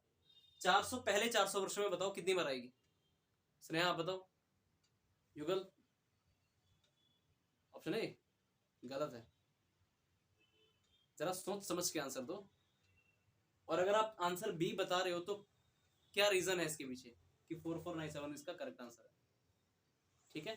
तो हमारे ऑनलाइन स्टूडेंट को भी हम बताना चाहेंगे, चलो बताते हैं, काफी स्टूडेंट इसमें कंफ्यूज है। तो देखो आपको एग्जामिनर क्वेश्चन देखो 2 तरीके से पूछता है। अगर कभी भी सुनो, अगर कभी भी देखो यहाँ पर फर्क कहां पे क्वेश्चन में पड़ा, यहाँ पर देखो दूसरे क्वेश्चन में आपको मैंने 29 फरवरी पूछी है, आपको दूसरे क्वेश्चन में मैंने भाई 29 फरवरी पूछी है, और यहाँ पर इस क्वेश्चन में 29 फरवरी नहीं 29 तारीख पूछी है। तो ध्यान रखो, एक बात मुझे बताओ, 29 तारीख तो हर महीने में आती है। मतलब अगर एक नॉर्मल ईयर है उसमें तो 29 तारीख नहीं आएगी, लेकिन एक लीप ईयर है तो 29 तारीख तो आएगी ही आएगी। ठीक है, 29 तारीख तो मेरे भाई आएगी ही आएगी। बात मेरी समझे हो कि नहीं? ठीक है, लेकिन अगर वो लीप ईयर नहीं है लेकिन अगर वो लीप ईयर है 29 तारीख तो आएगी आएगी। ठीक है, और लीप ईयर हमेशा 4 साल बाद आपको मोस्टली आती ही आती है, और 8 साल भी कई लीपर्स आपके 8 साल भी मिलते हैं। तो ध्यान रखो हमेशा। अगर आपको इसका आंसर देने से पहले मैं इसका आपको आंसर बताना चाहूंगा। अगर आपको find total number of 29th Feb in first 400 years, यानी कि बताओ पहले 400 वर्षों में 29 फरवरी कितनी बार आएगी? 29 फरवरी किन वर्षों में आती है? लीप वर्षों में। 29 फरवरी किन वर्षों में आती है? लीप वर्षों में। यानी इनडायरेक्टली इस क्वेश्चन ने आपसे पूछा था 400 वर्षों में बताओ कितने लीप ईयर है। 400 वर्षों में बताओ कितने लीप ईयर है, तो मैंने आपको बताया था 400 वर्षों में कितने लीप ईयर है। अगर आप इसको 400 को डिवाइड करोगे 4 से तो आपको क्वेश्चन मिलेगा 100, क्योंकि 4 गुना 100 400। ठीक है, 400। लेकिन इसका आंसर आप बोलोगे सर आपने बताया था कि 400 वर्षों में, आपने थोड़ी देर पहले बताया था कि पहले 400 वर्षों की बात करो तो 29 लीप ईयर की बात करो तो 100 तो इसका आंसर सर होगा नहीं। तो रीजन क्या है? क्योंकि 400 वर्षों में मेरे भाई 400 वर्षों मीन्स पहले वर्ष से लेकर 400वें वर्ष तक कितने लीप ईयर होंगे। यानी इस क्वेश्चन का इनडायरेक्टली ये मतलब था कि पहले 400 वर्षों में कितने लीप ईयर होंगे। तो देखो 400 को जब आपने 100 से डिवाइड किया आपको क्वेश्चन 100 मिला, लेकिन 100 तो इसका आंसर है नहीं। क्यों? क्योंकि इन 400 वर्षों में सेंचुरी वर्ष जो है 100वां, और सेंचुरी वर्ष है दूसरा 200वां, और सेंचुरी वर्ष जो है आपका 300वां। ये तीनों के तीनों मेरे भाई लीप ईयर नहीं है, लेकिन ये जो 400वां वर्ष है वो लीप ईयर मेरे भाई है। ठीक है, लीप ईयर है। तो जो लीप ईयर नहीं है, आपने देखो सबसे पहले ऐसे क्वेश्चन में करना क्या है, 29 फरवरी पूछी है 400 वर्षों में कितनी बार आएगी, यानी 400 वर्षों में लीप ईयर कितना आएगा। 400 को डिवाइड करोगे 400 से तो 4 से करोगे 400 वर्षों में, 400 वर्षों में लीप ईयर कितने, तो 4 से डिवाइड करो कितना आपको मिलेगा क्वेश्चन 100। यहां पर कर देता हूं, 4 से डिवाइड करो तो 100 मिलेगा और ये डिवाइड हो जाएगा अच्छे से, और 100 मिला। 100 तो इसका करेक्ट आंसर सर है नहीं। क्यों नहीं है? क्योंकि इन 400 वर्षों में 100वीं सेंचुरी भी आई, 200वीं शताब्दी भी आई और 300वीं शताब्दी भी आएगी, जो कि 400 से डिविजिबल नहीं है। 200 भी 400 से डिविजिबल नहीं है, 300 भी जो है 400 से डिविजिबल नहीं है। यानी कितने जो शताब्दी है आपकी 400 से डिविजिबल नहीं है, 3। यानी 100 में से आप 3 घटाओगे तो परफेक्टली इस क्वेश्चन का आंसर क्या आ जाएगा मेरे भाई? 97। ठीक है, ध्यान रखना इस चीज का। ठीक है, तो पहले क्वेश्चन का आपको आंसर मिल चुका है कि दूसरे क्वेश्चन का कि आपका 97 है, लेकिन सर इसका 97 है और इसका आंसर 4497 क्यों होगा? तो सुनो रीजन। इस क्वेश्चन में मेरे भाई मैंने आपको 29 फरवरी नहीं पूछी है, 29 तारीख पूछी है। ये 29 तारीख है ना, 29 तारीख है ना, ये 29 date, 29th date will question था find how many times 29th date will come in 400 years. तो ऐसे क्वेश्चन का आंसर देने के लिए पहले आपने क्या करना है। अच्छा, 400 में टोटल 400 वर्षों में बोला आपको बोला है कि बताओ पहले 400 वर्षों में कितनी बार 29 तारीख आएगी। तो आप थोड़ा सा चीजें ध्यान रखो। 400 वर्षों में अगर बात करें तो बहुत सारे ईयर्स जो होंगे आपके नॉन लीप ईयर में होंगे और बहुत सारे ईयर्स होंगे आपके लीप ईयर में होंगे। तो इनका आंसर हमेशा ऐड करके कंबाइन करके दिया जाता है। कैसे दिया जाता है वो मैं आपको बताता हूं। पहले आपने ऐसे क्वेश्चन में करना क्या है, 400 वर्षों में आप उन वर्षों को अलग छांट दो जो कि नॉन लीप ईयर है, और सभी वर्षों में जो फरवरी है उनको अलग ही छांट दो, जो फरवरी है उनको अलग छांट दो। यानी कि आप हर 400 वर्ष, जितने भी 400 वर्ष तक पूछा ना, 400 वर्षों में फरवरी तो उड़ा ही दो, चाहे वो लीप ईयर की फरवरी है चाहे नॉन लीप ईयर की है, फरवरी तो आपने काउंट करना ही नहीं है। तो एक साल में मुझे बताओ 12 महीने होते हैं, एक साल में 12 महीने होते हैं। अगर आपने फरवरी हर एक साल में उड़ा ही दी, 400 वर्षों तक आपने फरवरी महीना ही उड़ा दिया, मतलब कैलेंडर आपके हिसाब से अपने कितने महीने का बना लिया, 11 महीने का, जिसमें 29 तो ना ही लीप ईयर में आपने देखी ना ही नॉन लीप ईयर में देखी। तो अब आपके पास आपने करना क्या है, पहले तो 400 को पहले तो आपने 400 को गुना करना है 11 महीनों से, क्योंकि आपने हर एक महीने में से, हर एक साल में से जो फरवरी महीना तो निकाल ही दिया, चाहे वो लीप ईयर का था या फिर नॉन लीप ईयर का। तो आपके पास महीने कितने बने 400 वर्षों में 11। तो 11 महीनों को 400 वर्षों से डिवाइड करके देखो, 400 गुना 11 करोगे तो 4400 होता है। इतनी बात आई समझ में। अब मुझे बताओ इन 400 वर्षों में लीप ईयर्स कितने आए, इन 400 वर्षों में लीप ईयर कितने आए। तो लीप ईयर सर आते हैं हमारे 400 वर्ष में 97। बस इसको मेरे भाई इसमें ऐड कर दो 97। तो करेक्ट आंसर इस क्वेश्चन का आपका क्या चुके हैं, इसका मेरे भाई करेक्ट आंसर आ जाएगा आपका 4497 इज द परफेक्ट आंसर। आई बात समझ में। अब बताओ आई बात समझ में। हमने क्या किया 4 जो पूछा था आपसे कि पहले 400 वर्षों में कितनी बार 29 तारीख, यानी 29 तारीख कितनी बार आएगी, 29 फरवरी अगर पूछे तब आपका आंसर क्या होगा 97, लेकिन 29 तारीख अगर पूछे तब आपका क्या आंसर होगा 4497। कि पहले 400 वर्षों में बताओ 29 तारीख कितनी बार आएगी, तब आपका आंसर क्या होगा 4497। ध्यान रखना इस चीज का, ठीक है, इस चीज का बहुत ध्यान रखना। कुछ भी पूछ सकता है कि 500 वर्षों में 29 तारीख कितनी बार आएगी, 600 वर्षों में, कुछ भी पूछे, आपको पता है कि कंसेप्ट सीख लिया आपने, आपका आंसर आ जाएगा। ये भी प्रीवियस ईयर क्वेश्चन ही होगा, आपका पूछा कहीं ना कहीं होगा, उसी में से कंटेंट मैंने उठाया है, ठीक है। तो कैसा भी क्वेश्चन आपसे पूछे आप इजीली आंसर उसका दे सकते हो, कंसेप्ट बस ढंग से समझ लो, ठीक है। अब चलते हैं आगे, फिर से इस क्वेश्चन को समझा दूं। अगर 29 तारीख आपसे पूछी हो तो पहले आप जितने वर्षों में 29 तारीख पूछी है, आपने करना क्या है, उन सभी वर्षों को ना 11-11 महीने के वर्ष मान लेने हैं, यानी हर एक वर्ष आपका 11 महीने का हो गया। और हर एक वर्ष में अगर 11 महीने है तो 400 वर्षों तक पूछा था, 400 वर्षों में कितनी बार 29 तारीख आएगी, तो 400 गुना 11 कर दिया 4400। 4400 ये क्या आंसर है, 29 तारीख आई है। लेकिन 29 तारीख मेरे भाई लीप ईयर में भी तो आती है ना, लीप ईयर में तो आती है 29 तारीख, और 400 वर्षों में कितने लीप ईयर होता है 97। तो कंबाइन करके इसका आंसर इस तरीके से दिया जाता है, ठीक है। तो आई होप आप क्वेश्चन बिल्कुल समझ चुके हो, ठीक है।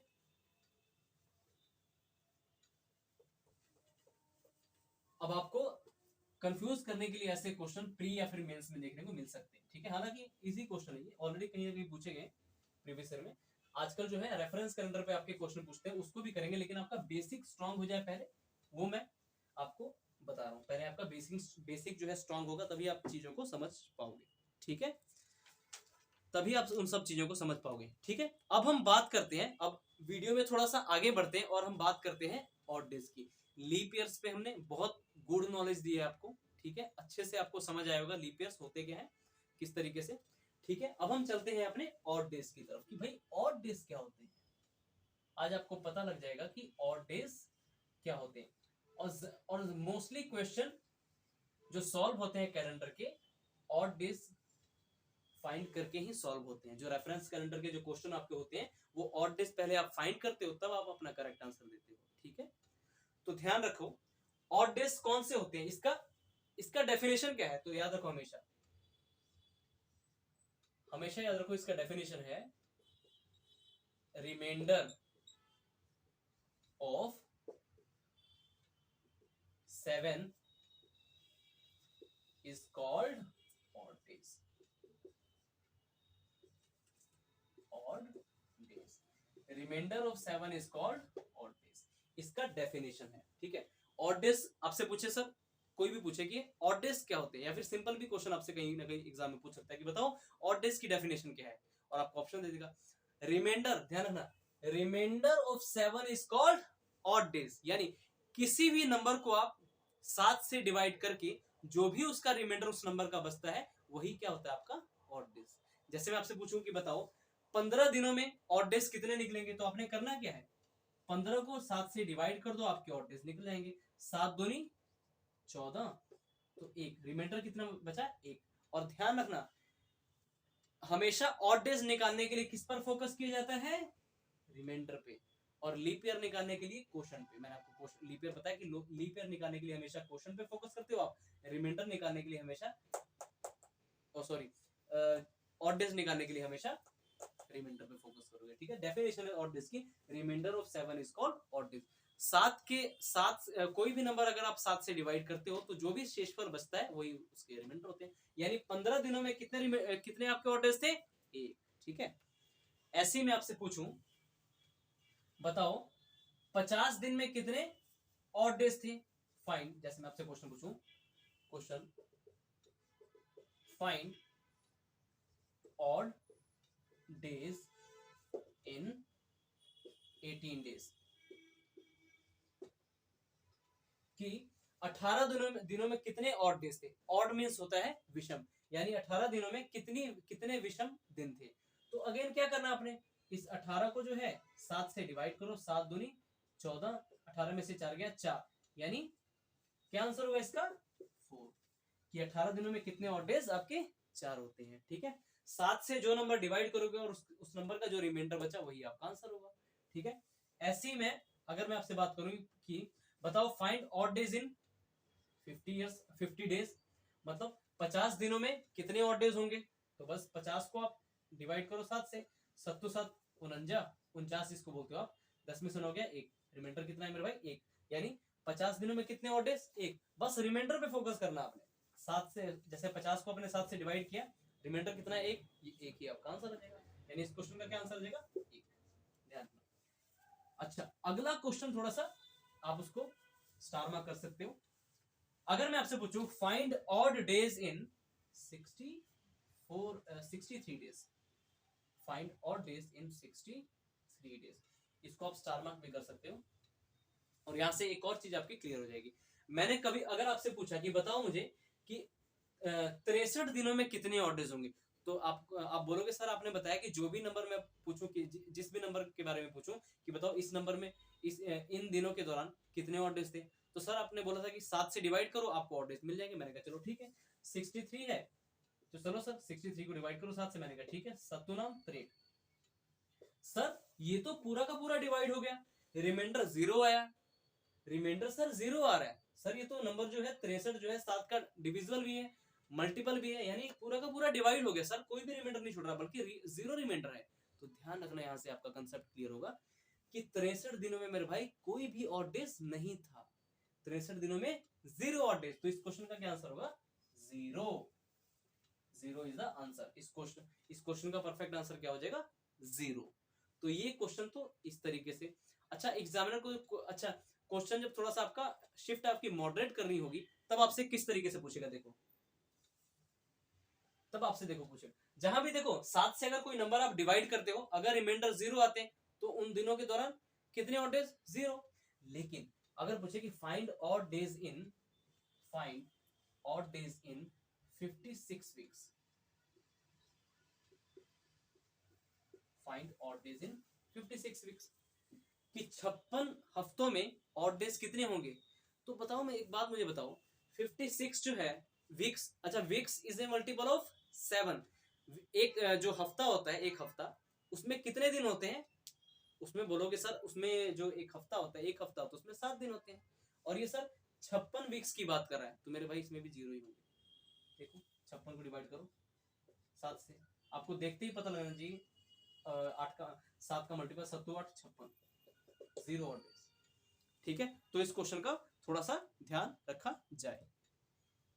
ठीक है, अब इस पर मैं आपसे एक प्रीवियस ईयर क्वेश्चन पूछने जा रहा हूं। अगर मैं आपसे प्रीवियस ईयर क्वेश्चन पूछूं जो ऑलरेडी आपसे पूछा गया है, ठीक है, हाँ चलो ये क्वेश्चन आपसे पूछते हैं।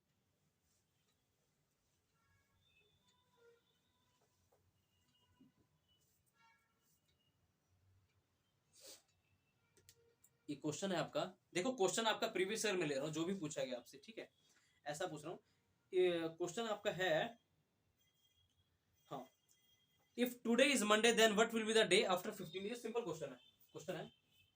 क्वेश्चन है कि अगर, सिंपल ओरली में आपको बताता हूं, अगर आज सोमवार है, मतलब आज अगर सोमवार, क्वेश्चन देखो किस तरीके से पूछता है आपको ऑड डेज पे, बहुत डिफरेंट तरीके से पूछते हैं। अगर आज मंडे है, यानी अगर आज सोमवार है, तो बताओ आज से 15 दिन बाद कौन सा दिन होगा।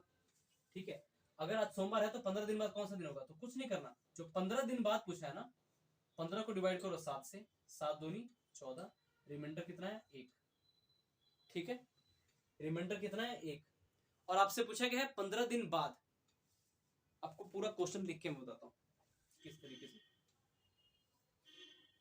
एक्चुअली लिखना पड़ता है ना, तो थोड़ी सी आपको भी दिक्कत आ रही है, बट कोई नहीं, थोड़ी सी पेशेंस रखोगे आप, यहाँ पर कंटेंट आपको ओरिजिनल मिलेगा, एग्जाम ओरिएंटेड ही मिलेगा, तो घबराना मत। ठीक है, इफ आप लोगों का सपोर्ट रहा तो बहुत जल्दी डिजिटल बोर्ड भी आएगा, उसमें भी मेहनत करेंगे। इफ टुडे, क्वेश्चन है, इफ टुडे इज मंडे, अगर आज सोमवार है, then what will be after 15 days. अगर आज सोमवार है तो बताओ 15 दिनों बाद कौन सा दिन होगा। तो कुछ नहीं करना, आपको आज का दिन पता है, मतलब जो क्वेश्चन में दिया गया दिन वो पता है, आपको 15 दिन बाद पता लगाना कौन सा दिन है। तो ये जो 15 दिया होगा ना, इसको जस्ट आपने 7 से डिवाइड करना है। ऑड डेज के लिए हम लोग क्या करते हैं, क्योंकि ऑड डेज अगर आपका निकलेगा तभी आप बता सकते हो कि मंडे अगर आ जाए तो 15 दिन बाद कौन सा दिन होगा। 15 को डिवाइड करो 7 से, 7 दूनी 14, 5 में से 4 गया 1, 5 में से 4 गया 1, रिमाइंडर क्या आया 1। मतलब 15 पहले तो आपने, इस क्वेश्चन का मतलब क्या था, पहले तो आपने करना क्या है, 15 दिन में जितने भी ऑड डेज आए वो निकालो। ऑड डेज 15 दिन में कितने हैं, 1। अब आप चेक करो कैलेंडर में आपको आगे का पूछा है या फिर पीछे का पूछा है। कैलेंडर में आपको आगे का पूछा है या फिर पीछे का पूछा है। तो बोला है कि if today is Monday then what will be means बाद में, आगे आने वाले फ्यूचर टाइम आपसे पूछ रहा है कि what will be after 15 days, means 15 दिनों के बाद कौन सा दिन होगा। यानी ये एक जो है ना, इसमें आप ऐड कर दोगे मंडे में, तो मंडे प्लस 1 करोगे तो क्या आंसर आएगा आपका, ट्यूसडे। यानी 15 दिन बाद आपका कौन सा दिन होगा, तो इस क्वेश्चन का आंसर आ जाएगा आपका ट्यूसडे। ठीक है, आई होप सभी समझ पा रहे होंगे। ठीक है, ऐसे ही अगर आपसे पूछे, कोई और डे ले लेते हैं यहाँ पे, जैसे today is Saturday, today is Saturday, today is Saturday. अगर आज सैटरडे है देन व्हाट वाज द, अब मैं क्वेश्चन थोड़ा चेंज कर रहा हूं, व्हाट, हर एक केस पे 1 से 2 क्वेश्चन होंगे। What was the day, what was the day before 70 days, या फिर इसको पहले 51 डेज लिख लेते हैं। इस क्वेश्चन का कहने का मतलब है, अगर आज सैटरडे है, यानी अगर आज शनिवार है, तो बताओ 51 दिन पहले, देखो लिखा ना बिफोर, बिफोर मीन्स पहले पूछ रहा है, तो 51 दिन पहले कौन सा दिन था। तो इस ये 51 है ना, पहले आप इसको डिवाइड करोगे 7 से, क्योंकि रिमाइंडर जो अगर, क्योंकि देखो कोई भी दिन कब आएगा दोबारा पता लगाने के लिए, मतलब दोबारा नहीं सॉरी, कितने दिन बाद आएगा कोई भी दिन, या फिर अगर आज ये रेफरेंस में पूछे कि अगर आज कोई भी दिन है तो बताओ इतने दिन बाद कौन सा दिन आएगा, तो उसके लिए पहले आपको रिमाइंडर ऑफ 7 निकालना पड़ेगा उस नंबर को डिवाइड करके। तो पहले आप 51 को डिवाइड करो 7 से, 7 7 49, 11 में सुन हो गया 2, रिमाइंडर कितना है मेरे भाई 2 आया। 51 दिनों को डिवाइड किया आपने 7 से, तो कितना आया 2। अब आपने चेक करना होता है कि कैलेंडर में हमें आगे का दिन पूछा है या फिर पीछे का। सॉरी, तो देखो बोला है कि इफ टुडे, सॉरी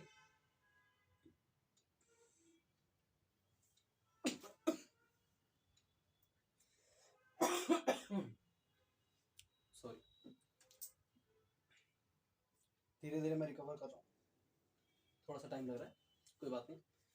आपकी स्टडी नहीं रुकनी चाहिए, आपका कंटेंट बिल्कुल नहीं रुकेगा, उससे बेफिक्र रहिएगा। बस आपसे यही रिक्वेस्ट है कि शेयर कीजिए चैनल को ज्यादा से ज्यादा, अपने दोस्तों यारों के साथ शेयर कीजिए।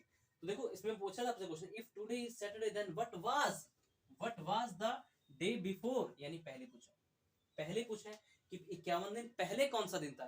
तो ये इस नंबर को 51 को अपने 7 से जब डिवाइड किया तो रिमाइंडर कितना है 2। अब पहले पूछा है बिफोर, तो इस 51 में से आप क्या करोगे 2 माइनस कर दोगे, मतलब ये यहाँ से नहीं सॉरी, ये जो सैटरडे दिए इनमें से 2 माइनस कर दो।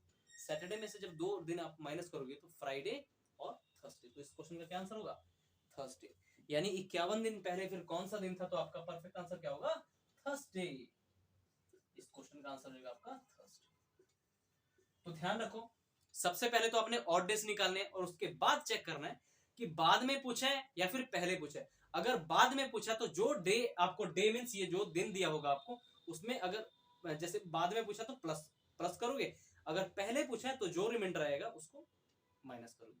ठीक है, आई बात समझ में। अगर बाद में पूछे कि बाद में अगर आज ये दिन है तो इतने दिन बाद कौन सा दिन होगा, बाद में पूछ रहा है यानी आफ्टर पूछ रहा है, तो जो दिन आपको उस दिन वो दिया होगा कि आज का, ऐसे क्वेश्चन बोलेगा कि आज अगर ये दिन है तो उस दिन में आप ऐड कर दोगे। जितना भी रिमाइंडर आपका आया 7 से डिवाइड करके। पहले पूछे तो 7 से रिमाइंडर करके जो भी आपका 7 से डिवाइड करके जो भी आपका रिमाइंडर है वो उस दिए गए दिन में माइनस करोगे। जैसे इसी का था -2 हमने क्यों किया, क्योंकि बिफोर पूछा है, बिफोर पूछा है कि पहले 51 दिन पहले, तो सैटरडे -2, ये -2 कहां से है, रिमाइंडर था इसका 51 को जब 7 से डिवाइड किया आपने। ठीक है, तो इन क्वेश्चन का थोड़ा सा ध्यान रखना। अच्छा, अब क्वेश्चन को थोड़ा सा मैं और चेंज करूं, और किस तरीके से एग्जामिनर आपको घुमा सकता है। If today is Saturday then what will be, then what will be day after 63 weeks. ठीक है, आई बात समझ में, बताओ आई बात समझ में। अगर इस क्वेश्चन का मतलब है, इस क्वेश्चन का मतलब है इफ टुडे इज सैटरडे, यदि आज शनिवार है तो बताओ कि 63 हफ्तों बाद कौन सा दिन होगा। अब देखो यहाँ पर 63 हफ्ता पूछे, 4 हफ्ता पूछे, 5 हफ्ता पूछे, 6 हफ्ता पूछे, 7 हफ्ता पूछे, 90 हफ्ता पूछे, 100 हफ्ता पूछे, 200 हफ्ता, कुछ भी पूछे, आपको वीक्स नजर आया, आपको एक वर्ड इसमें नजर आया वीक्स, यानी हफ्तों में पूछ रहा है। तो ध्यान रखना, हमेशा याद रखो, क्योंकि जो हफ्ता होता है वो 7 का मल्टीपल होता है। तो जो भी यहाँ से जितने भी, चाहे 4 मैंने बोला है, 4 हफ्ता अगर मैं बोला कि बताओ, अगर मैं ये क्वेश्चन होता कि if today is Saturday then what will be day after 4 weeks, तो 4 को कहीं ना कहीं 7 से तो पहले 4 वीक्स, 4 सते 28 दिन, 4 वीक्स मतलब 4 सते 28 दिन, 7 का मल्टीपल ये हुआ ना, ये नंबर जुड़ के 7 का मल्टीपल हुआ ना, 4 वीक्स मींस 4 हफ्ते, हफ्ता इज ए मल्टीपल ऑफ 7। तो इसका आंसर क्या आना चाहिए आपका, इसका रिमाइंडर देखो, 4 हफ्ते यानी वीक्स तो आ ही रहा है, weeks is a multiple of 7, और 7 को जब सॉरी 7 को जब 7 से आप डिवाइड करते हो, रिमाइंडर हमेशा 0 आता है। 4 हफ्तों का मतलब 28 दिन, 4 सते 28 दिन, क्या इसको 7 से जब डिवाइड करोगे, 7 चौका 28, रिमाइंडर 0 नहीं आया। तो जहां भी अगर आपको वीक्स दिखे तो जो दिन दिया होगा मेरे भाई वो भी वही दिन होगा, उस दिन भी वही दिन होगा। ठीक है, यानी इस क्वेश्चन में आपसे पूछा था कि 63 हफ्तों बाद कौन सा दिन होगा। अगर आज सैटरडे है तो 63 वीक्स के बाद कौन सा दिन होगा। अब 63 वीक्स मींस 63 को गुना 7 से करोगे और फिर 7 से डिवाइड करके देखोगे, रिमाइंडर आपको 0 मिलेगा। 7 से तो हो ही रहा ना गुना मेरे भाई, ये जो 63 जो है वीक्स, 63 वीक्स, और वीक्स आते ही आपको पता लग जाना चाहिए, आपके माइंड में क्लिक करना चाहिए, क्योंकि weeks is a multiple of 7। जो हफ्ता, जो सप्ताह होता है वो 7 का मल्टीपल होता है, 7 से पूरी तरीके से डिविजिबल है, यानी जो दिन आज है शनिवार वही 63 हफ्ते बाद भी होगा। तो करेक्ट आंसर इसका क्या होगा, सैटरडे। तो ध्यान रखना, ठीक है। अच्छा, एक और बात, आपके मन में सवाल होता सर अगर यहाँ पे वाज पूछा होता तो देखो, चाहे वाज पूछे चाहे विल पूछे, जहां भी आपको वीक्स मिल गया ऐसे क्वेश्चन में, तो आपका आंसर सेम वही होगा जो आपके क्वेश्चन के डाटा में दिया होगा। अगर आपसे ये क्वेश्चन पूछता है if today is Saturday then what was the day, then what was the day before, what was the day before 63 weeks. भाई हमें वीक्स मिल गया, weeks is a multiple of 7, जो दिन ये था 63 वीक के बाद भी यही दिन होगा। तो आज आपको एक चीज क्लियर हुई, इतना डिटेल में मेरे भाई कैलेंडर कोई नहीं बताता। ठीक है, मैं ये यहाँ पर अपनी बड़ाई नहीं कर रहा हूँ कि मैं ही आपको बता रहा हूँ, बस ये बताता हूँ कि ये कैलेंडर के हर एक चैप्टर को आपने डीपली पढ़ना है। ऑफलाइन क्लासेस में ऐसा कंटेंट मेरे भाई कुछ टीचर्स ही दे पाते हैं, हर टीचर नहीं दे पाता, क्योंकि बच्चों में ना पढ़ने की पेशेंस नहीं होती। और जिसमें मेरे भाई पेशेंस नहीं है, कान खोल कर सुन लीजिए, बात थोड़ी कड़वी है लेकिन आपके लिए है। अगर आप जीवन में कुछ करना चाहते हो तो आपको पेशेंस, धैर्य रखना पड़ेगा। अगर कोई टीचर आपको ऐसा मिला कि जो कंटेंट फुल दे रहा है तो आपको उसका फायदा उठाना चाहिए। ठीक है, उससे चीजें पूछनी चाहिए, नॉलेज लेनी चाहिए, क्योंकि डीप नॉलेज होनी बहुत जरूरी है। अधूरा नॉलेज हमेशा खतरनाक होता है। अब आप देख रहे हो कैलेंडर में अभी तक कुछ नहीं मैंने कराया, बट फिर भी बहुत कुछ करा दिया। अभी रेफरेंस कैलेंडर तक मैं अभी नहीं पहुंचा हूं, फिर भी आपको बहुत सी चीजें आपको दिख रही होंगी। तो ध्यान रखना है ऐसे क्वेश्चन का, ठीक है, ऐसी चीजों का पेशेंस रखोगे। अगर हर एक टीचर के, कई बार कोई टीचर के शब्द कुछ ऐसे होते हैं जिनको अगर आप हैंड रिटन नोट्स में अपने लिखते हो, अपने, वैसे तो मैं सभी स्टूडेंट को बोलता हूँ कि अपने नोट्स जो है अपने आप बनाया करो, ऑफलाइन में भी बोलता हूँ और ऑनलाइन में भी, अपने आप बनाओगे तो कई बार कुछ टीचर के शब्द भी होते हैं वो अगर आप चीजों को पकड़ लेते हो, उन चीजों को लिख भी लेते हो ना, चाहे वो बोली गई हैं, तो अगर आप लिख लेते हो तो वही आपको चीजें बहुत काम आती हैं। ठीक है, ना भी कराते हुए अभी मैंने आपको बहुत चीजें सिखा दी हैं, तो आगे आप आने वालों मतलब जो भी होंगे आपकी चीजें समझ लोगे कि लीप ईयर्स को कैसे पहचानते हैं, ऑड डेज कैसे निकलते हैं, तो आपको डेफिनेशन उसकी बता के मैंने बता दी कि reminder of 7 is called odd days. 7 से जो डिवाइड करते हो आप नंबर, उसका जो रिमाइंडर है आपका ऑड डेज होता है। और ज्यादातर क्वेश्चन मेरे कैलेंडर के मेरे भाई, मोस्टली क्वेश्चन ऑड डेज के कंसेप्ट से ही सॉल्व होते हैं, तो ध्यान रखना इस चीज।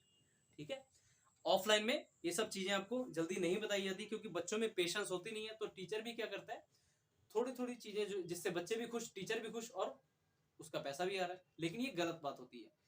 हर एक टीचर की यही रिस्पॉन्सिबिलिटी होनी चाहिए कि अगर वो पढ़ा रहे हैं तो कंटेंट आपको फुल दें। ठीक है, बट ऐसा होता नहीं। आजकल देखो, ऑफलाइन क्लासेस की अगर मैं बात करूँ, किसी कहीं की भी बात करूँ, बिजनेस बन चुका है मेरे भाई। बच्चों के फ्यूचर से उनको कोई लेना देना नहीं है।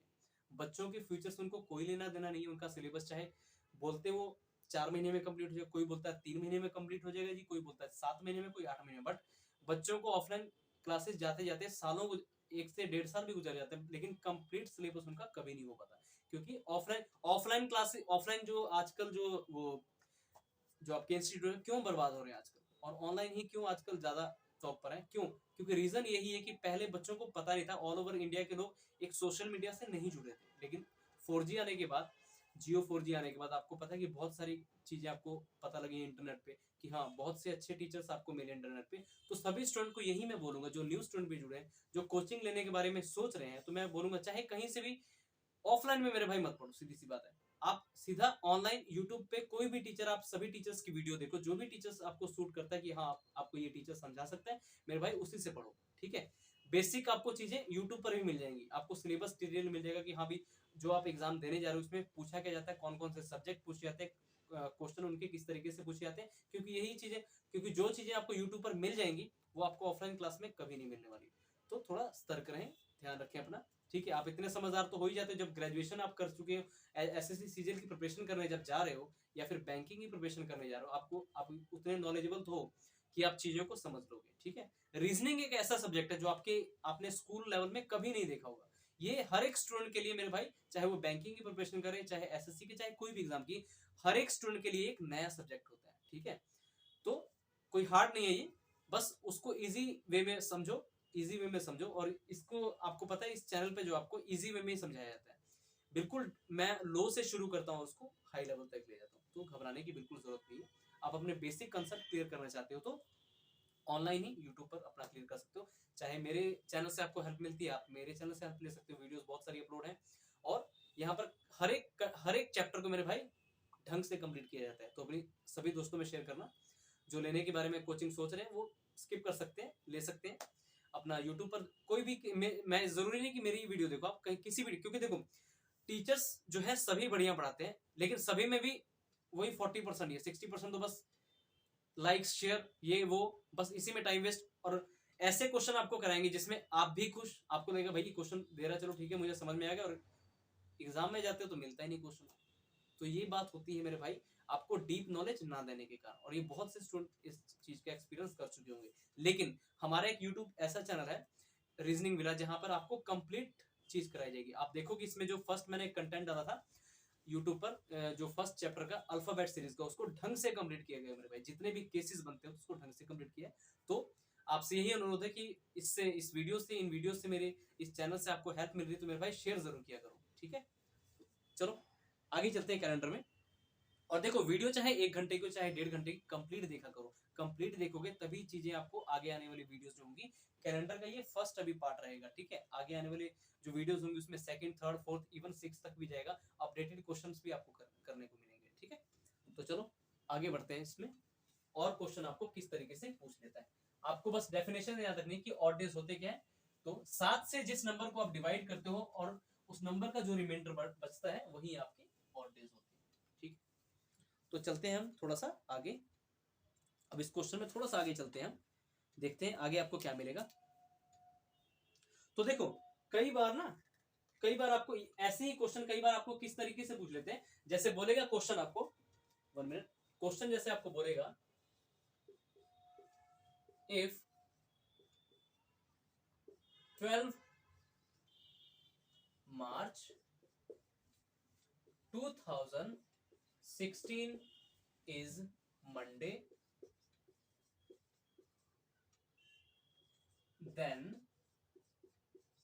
then 30th March 2016 will be what? ठीक है, क्वेश्चन है अगर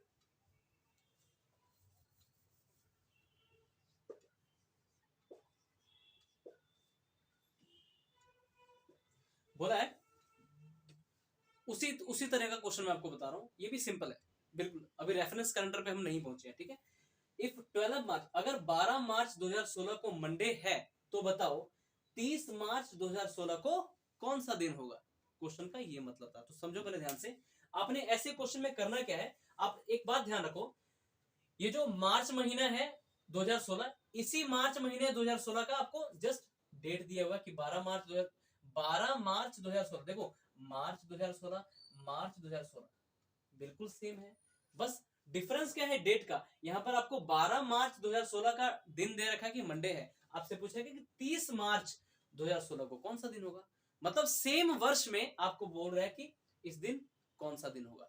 12 मार्च की तारीख, 12 मार्च का दिन आपको दे रखा है मंडे, आपसे पूछा कि 30 मार्च को कौन सा दिन होगा। तो कुछ नहीं करना है ऐसे क्वेश्चन में, जो भी आपको नंबर्स दिए गए, देखो 12 दिया है 30 दिया है, यानी 12 मार्च और 30 मार्च, इन दोनों का आपने क्या लेना है, डिफरेंस। तो 30 में से बताओ 12 को घटाओ पहले, 30 में से 12 गया, 10 में से 2 गया 8, 2 में से गया 18, 18 आया। अब इस 18 को आपने डिवाइड कर देना है 7 से, 7 दूनी 14, रिमाइंडर आया आपका 4। अब रिमाइंडर आपका 4 आया, पहले तो आपने इन दोनों जो तारीख है ना इसका डिफरेंस ले लेना है, ठीक है। ऐसे क्वेश्चन में जब आपको महीना और साल सेम दिया हो, बस डेट में डिफरेंस हो, तो आपने करना क्या, इन दोनों का पहले डिफरेंस लेना है।